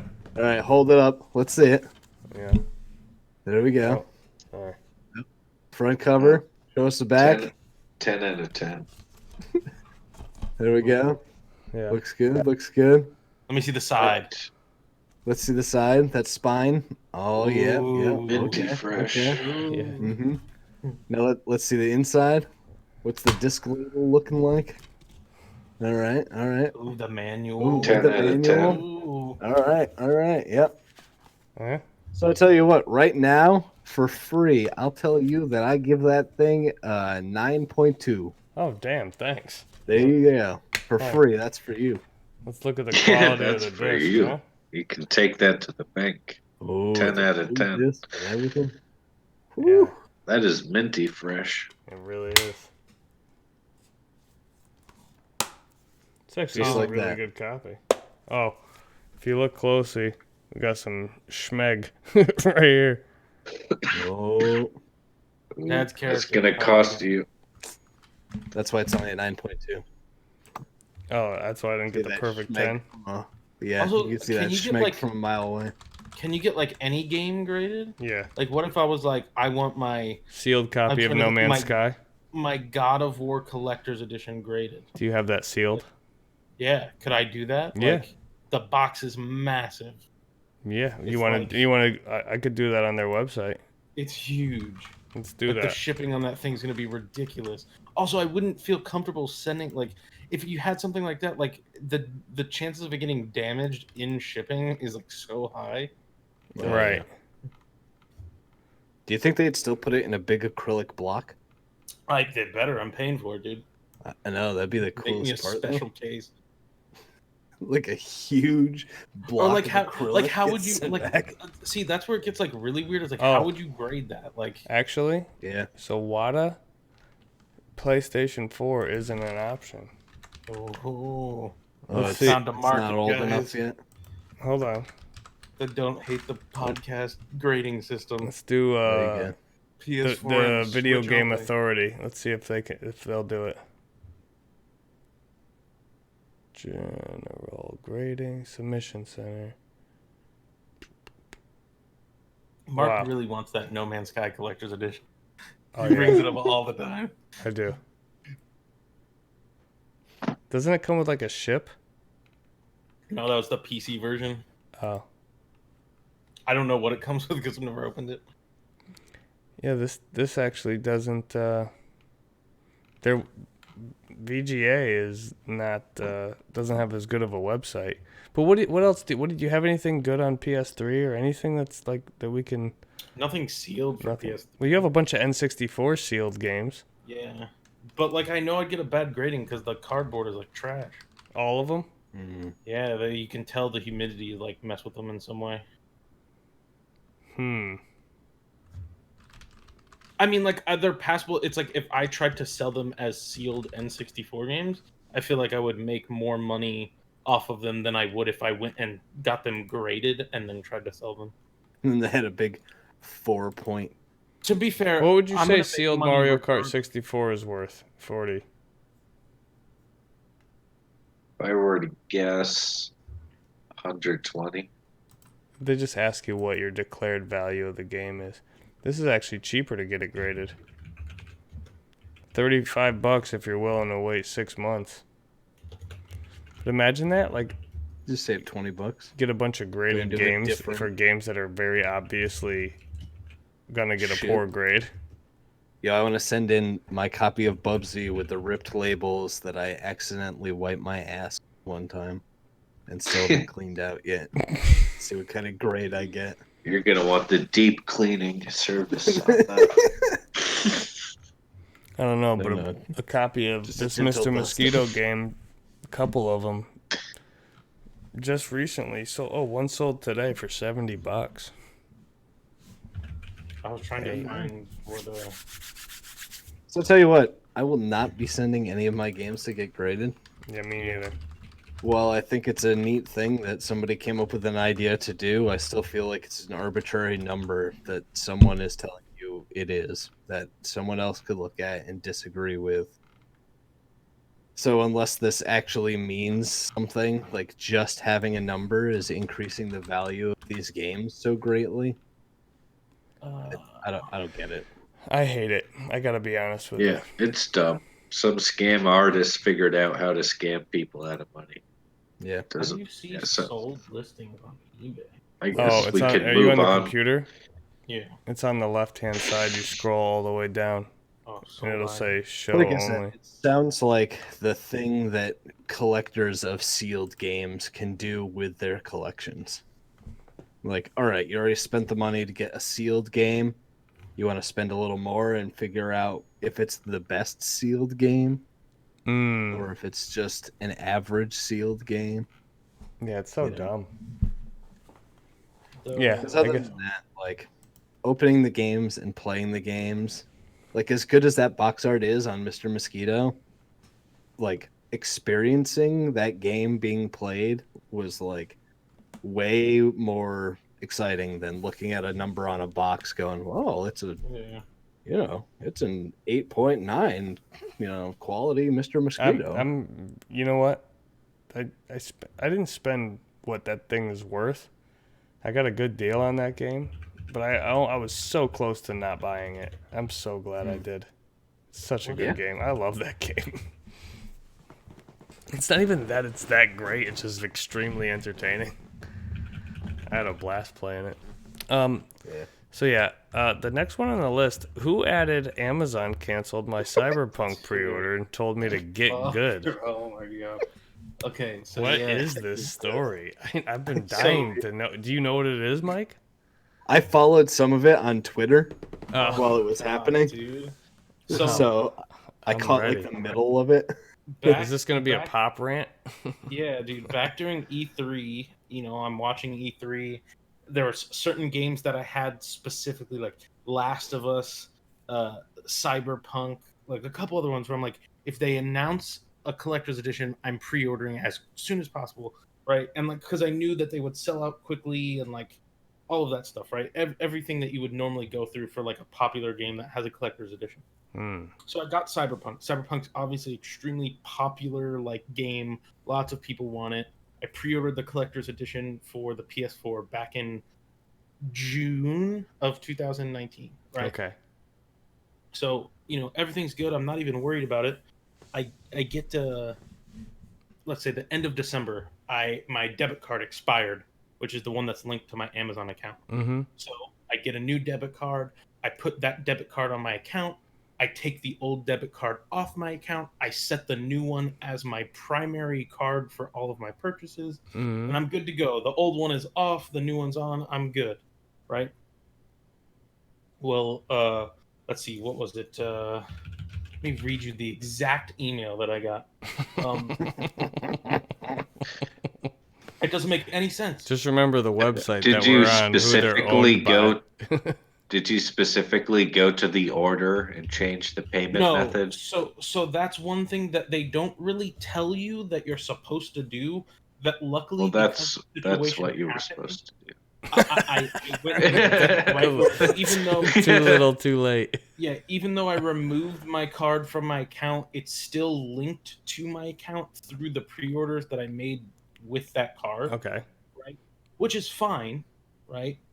Okay. What I I wouldn't don't know to change it understand- either, though. Yeah, have like thought of that. it's just something you wouldn't Maybe think of. I It's like would've. I don't know. when you add the new card, it gives you options set as primary card to this account for all purchases. Yes, okay, I'm good to go. Boom. Right. Yeah. Right, because technically a pre-order isn't a purchase. They don't even take anything from you, right? Yeah, which is why I pre-order through Amazon, because they're really good about when you pre-order, they don't charge your card then, right? They only charge your card when it ships. Yeah. Which is why I can't find the email right now, but basically I got an email that said like, hey, like the pre-order date for Cyberpunk has moved to September because the game just got delayed. And it's like, we're sorry for this inconvenience. If you want to cancel your pre-order, you can go ahead and cancel it. Blah, blah, blah, right?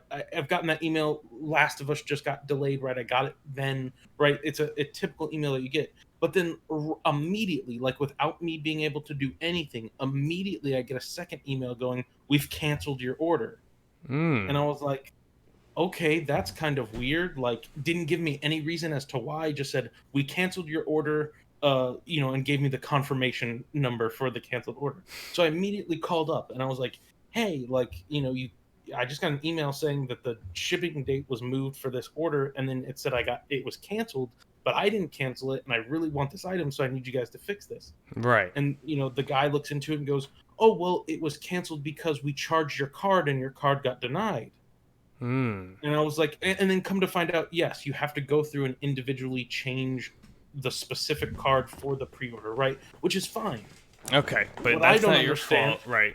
Is why they charge my card. Right, but even And so, still, like I'm saying, even like, if hey, like, you did understand why they did that, this isn't your fault.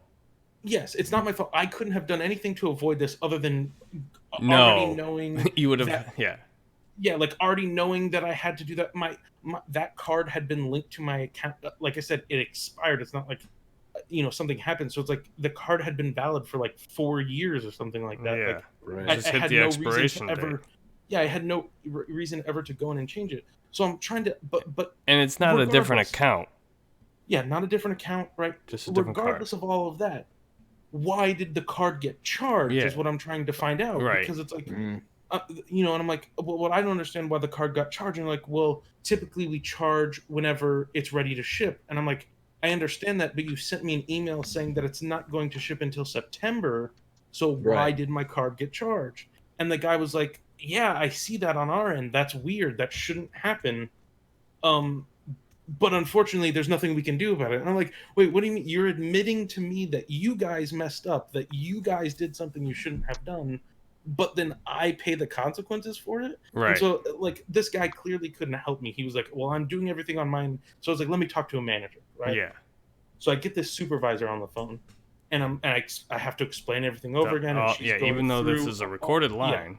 Exactly. Yeah. She goes through all of this stuff, explaining to me what the guy explained to me. I'm like, I get that, but I just don't understand why my card was charged. It doesn't make any sense. You delayed the item by 7 months or whatever, 6 months, and you charge my card now. And she's like, well, the warehouse works differently. She's giving me some excuse that clearly is not valid. She's like, the warehouse works different than the billing company. And it's like, that doesn't make any sense. The card should have never been charged. Right. I was like, so I just need you to reverse the claim. I Right. like just, it's a pre-order. It's not like the physical item is there. Just put it back on my account.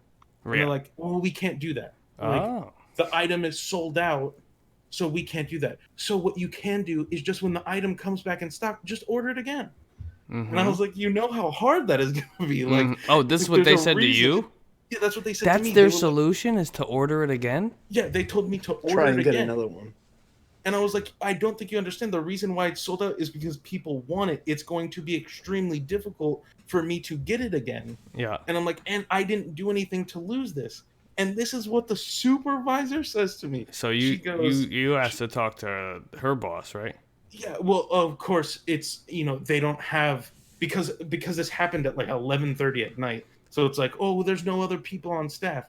So this is what this lady says to me when I bring that up. I'm like, it's going to be extremely hard for me to get this again. That's why I need you guys to fix it on your end. And she goes, No. well, Get the fuck off the phone. I guess this is what she says Dude, to me. She goes, well, I guess lessons learned on your end, huh? Exactly. What?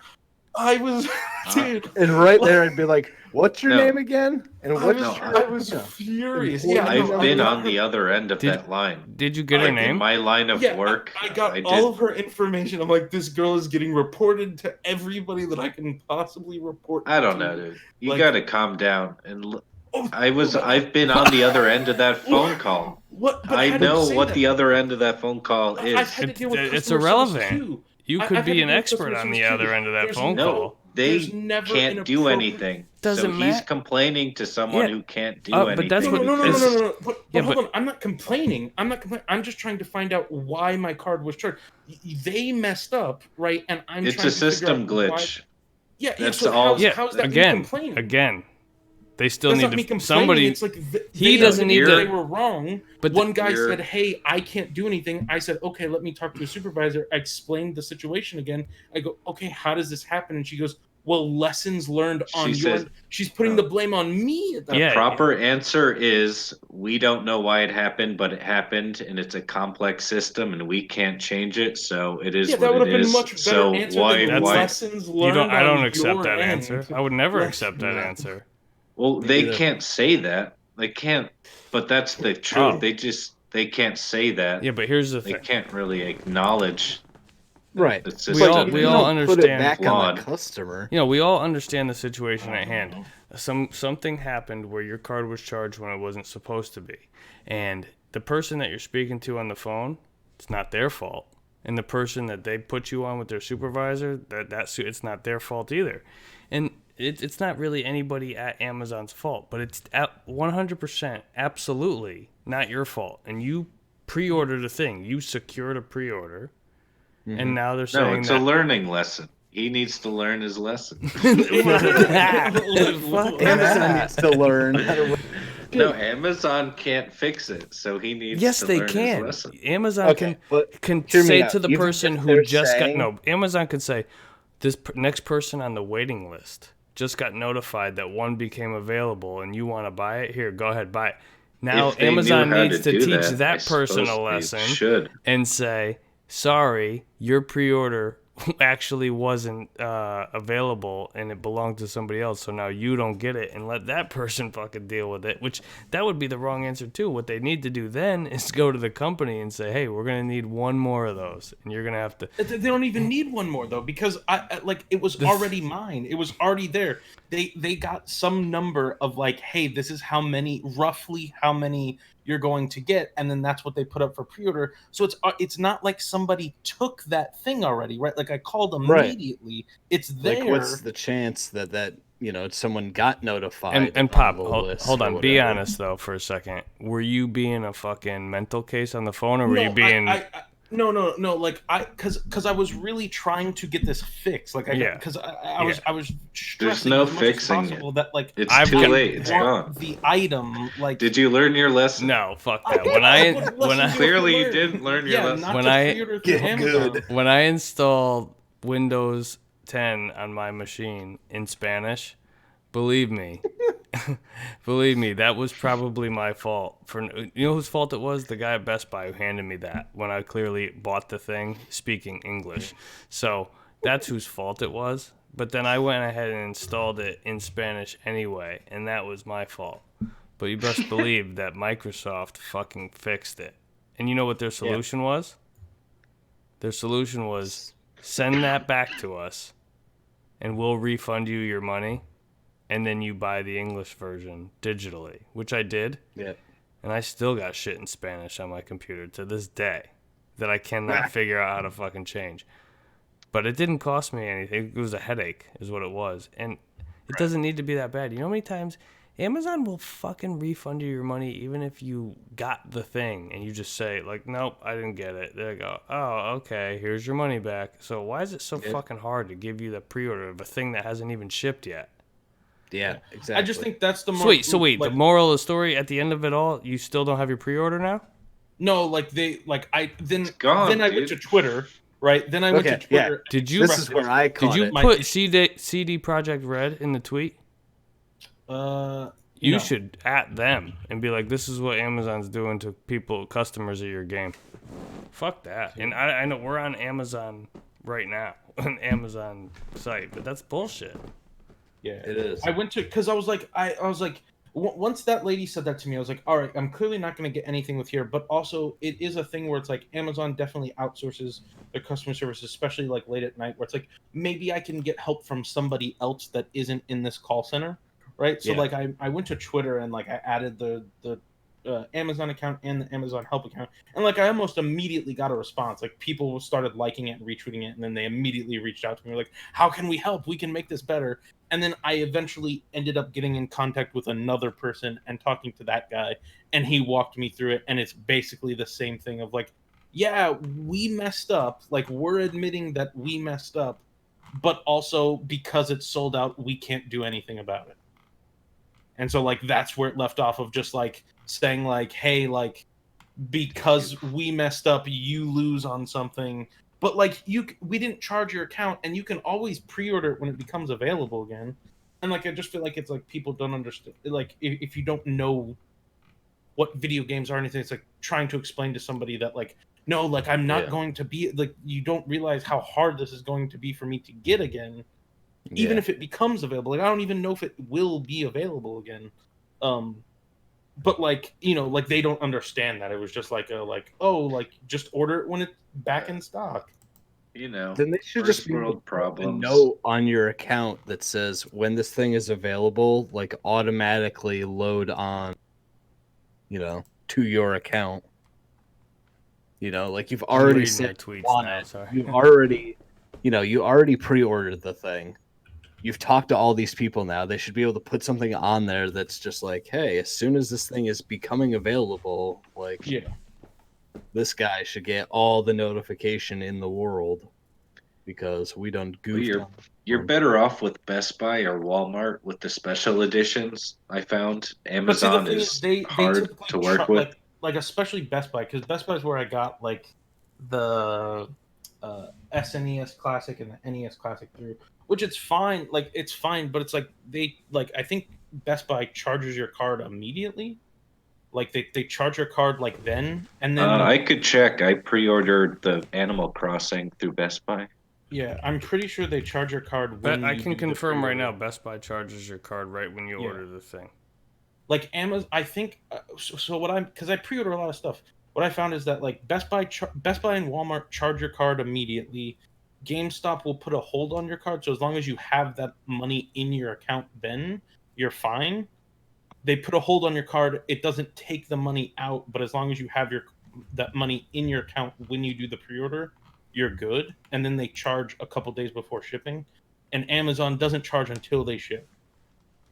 Also, Amazon is the only one that gets you the thing like by the date it says it's going to, where it's like if I were to I pre-ordered Resident Evil 3 Collector's Edition through GameStop, right? Like because I didn't do it in store, they ship it on the day that it releases, so I won't get it until like Sunday, which is kind of annoying. Where like Amazon I would get it on the day that it releases. No, man. You guys got to pre-order at the place that takes your money right away and doesn't even ship the item when they promise. Who limited run Limited games? run games. Yeah. Hell yeah. Mhm. Instantly snatched that money out of my account, but where's my game? You're never getting that. Dude, you know what makes me really sad now is like that game, and the fucking Chronic Blunt Punch, which is going to come with a free digital copy of that game too. Mhm. So now I have 2 versions of that game, and neither one of them are ready. Not even the digital one. Yeah, and you know, so that the publisher or the developer that was working on the game, Spoony Bard, Mm-hmm. uh, for Mall Brawl, was the only one that reached out to me after my last Twitter post and asked where I got the screenshots from, saying that it was coming out in October and everything last year. Oh yeah. And I went back and looked, and they changed all the text now on their website that says that the game is releasing in 2020, and that's it. Just 2020. So they give themselves all year. And you tagged you actually tagged what's his Yeah, name? and that one I tagged Limited Run and Kevin Smith Yeah. and Who plays Jay? Booney. Oh, Jason Mewes. Yeah. Yeah, I would reach out to him, but I feel like after listening to all the podcasts and everything, the one that I need or should reach out to would be either Kevin or Jason's wife, who is like their manager. Right on. Maybe you should do that. Just tag them in the tweets that are already there. Yeah. Fuck it. Yeah, so that's that's crazy. That's crazy story, Pop. I would stay Yeah, on that them. sucks. I would just stay on them for that and just maybe call during better business hours. Be like, oh, is the Like, and manager there also- now? Also, Can I too, talk just to the fucking, fact that like Jeff if Bezos? this, like, I'm kind of happy that this did happen, because if it wouldn't have happened, like, I wouldn't have known that you had to go into each individual pre-order and Oh yeah, you change could have fucked all those other the ones. card. So it's like currently that would have affected 3, 4, 5, 6, 7, 8, 9, 10, 11, 12, 13, 14 different pre-orders besides the Cyberpunk one. What the Damn, dude, what fuck the do you have fuck are pre-ordered? you buying? I was Okay, gonna say so- I don't even know 14 games I want to play this. Well, it's not all Jesus. games. It's like I have like both of the versions of Last of Us Yeah. collector's edition. Yeah. I have Had Cyberpunk. the regular art book and the collector's edition art book pre-ordered for Last of Us 2. You got the As regular well. art book too? Well, I pre-ordered that before the collector's one came Well, out. I have The Last of Us 2 pre-ordered, and I have the special edition art book pre-ordered. So don't laugh too hard. Yeah. Gotta get it, dude. I also have some Baby Yoda merchandise pre-ordered. Wasn't sure how hard that was gonna get. Just had to make sure I had all my base covered. Which one? Also, some Baby Yoda from The Mandalorian. But what is it? Yeah. Like a puppet or what is it? It's Yeah, just there's a like doll? a couple different little figures, and there's a plushie. There's like 2 Funko Pops and a plushie. What's Had to up, make sure I had- Amazon? It's a And Yoda then, sex doll, he says. And then maybe the most important one that, maybe I don't have to pre-order, it probably won't sell out, but there's a Fortnite Funko Pop coming out of the banana Peely. And it's really cool, and I wanted it, so I pre-ordered. Wait, say that last one more time. It's a Peely from Fortnite. Oh, The yeah. banana. That's worth it. Totally. Those are only like $10, right? Yeah, it's You'd be losing money if you didn't buy that. $8.78. But yeah, like, I don't know, it's just annoying that like they don't tell you that. Like, I feel like that should be a thing, like a pop-up. Hey, I'm deleting this card. You have pre-orders attached to this. Make sure you Yeah, go in there and change are the card items attached to this card. or whatever. It literally, there was no. I wouldn't have known that this would happen until. Yeah, they're very good at saying like, "Oh, you want to buy this this device? Users who bought this also bought," and then they'll show you 6 more things. So like, why can't they give you users who changed their credit card also had to change their pre-orders? Right. Right in the fucking front page. We're nearing the end of our list here. So if you I'm guys gonna want link. I'm gonna link the Peely Oh, okay. Funko Pop just in case any of you guys want it. Well, we're past 12:30, so do you want to just wrap this up? I don't know. The only thing left was the games that we know that are getting released in 2020, which is kind of common knowledge. I suppose we could just open it up with that next time. Yeah. I'm good to end it Yeah. now. What do you guys think? Yeah, we've looked at a lot of these on the list before, Yeah. too. So, Yeah, it's a big long list, and fuck it. I mean, it's nice to see confirmed pre-orders for some of these games and Oh, everything. and Final Fantasy VII Remake had a new trailer. I don't know if anybody That saw trailer's it. Oh. fantastic. I was Yeah, happy why about did they that. leave with the trans and the gay moment? I don't know. Like, that was fucking weird. That shit's I don't been know. a part of Man. That was in You the gotta get original it all. game. yeah, That kind of, to me, like because that's the that most trailer, anticipated part. Like everybody's been I don't wondering. remember. People have been talking about like how they're gonna do that part. Yeah. Well, they front and center, they lit. Oh yeah, That's they what were we like, led with. it Do doesn't you want to see matter. Cloud as a girl? Yeah. And lock eyes with the dude while he holds him in his arms? And maybe they don't. Swap Whoa, spit man, right it's now. getting hot and heavy in here. This is live. Spoilers. Take it easy. Spoilers. Yeah, I haven't played the game yet, so I'm trying to say. I'm trying to. I'm Maybe looking they forward do. to these moments. I'm saving Maybe up. they don't. I'm saving up for that, if you know what I mean. The art of one-handed gaming. You know what I mean? You know what I'm talking about? Mark's saving up and Pop's been on DeviantArt every day. I'm gonna give a new meaning to the word Markiplier. That's disgusting. Yeah, that's the And point. with that, Yeah, with that, it's been another successful, almost 3.5 hour podcast. We took a little break and then we'll call it 3 hours and 10 minutes or something. It's a good one. It's a good one. Does anybody have anything they want to plug before we bounce up out of here? that new Warp in Time video's coming. Ooh, Oh, I was yeah? hoping, it was supposed to be out Friday, but I hit a little editing hiccup. A snafu, as they say. A little snafu, but no big deal. It's gonna be finished up. I just got like another day's worth of Wait, work. and were you and everything's teasing good. what that video is about? Which one? We don't know yet, do we? Ooh. No, we don't know yet, but I can say that I've so far completed 2 games this year. One Oh. is God of War, and one is Hello Neighbor. So you completed Hello Neighbor. Interesting. I did. So there's a good chance it's on one of those 2 things. Well, But, so you're not gonna say which one it is, though? No, we're just gonna leave it out there and see what Smash happens. that follow button to find out. Yeah, Smash that yeah. So subscribe button. so where can people go and see that when it's live? You go on the YouTubes and give a search for A Warp in Time. Right. Okay. So Pop, you plug in anything? I think I'm gonna plug my SoundCloud this week. There we go. I think I'm gonna drop some music this week. Okay. What? I mean, drop it in the chat. What is it? My SoundCloud is Sloppy Poppy. Oh yeah, I listened to some of that.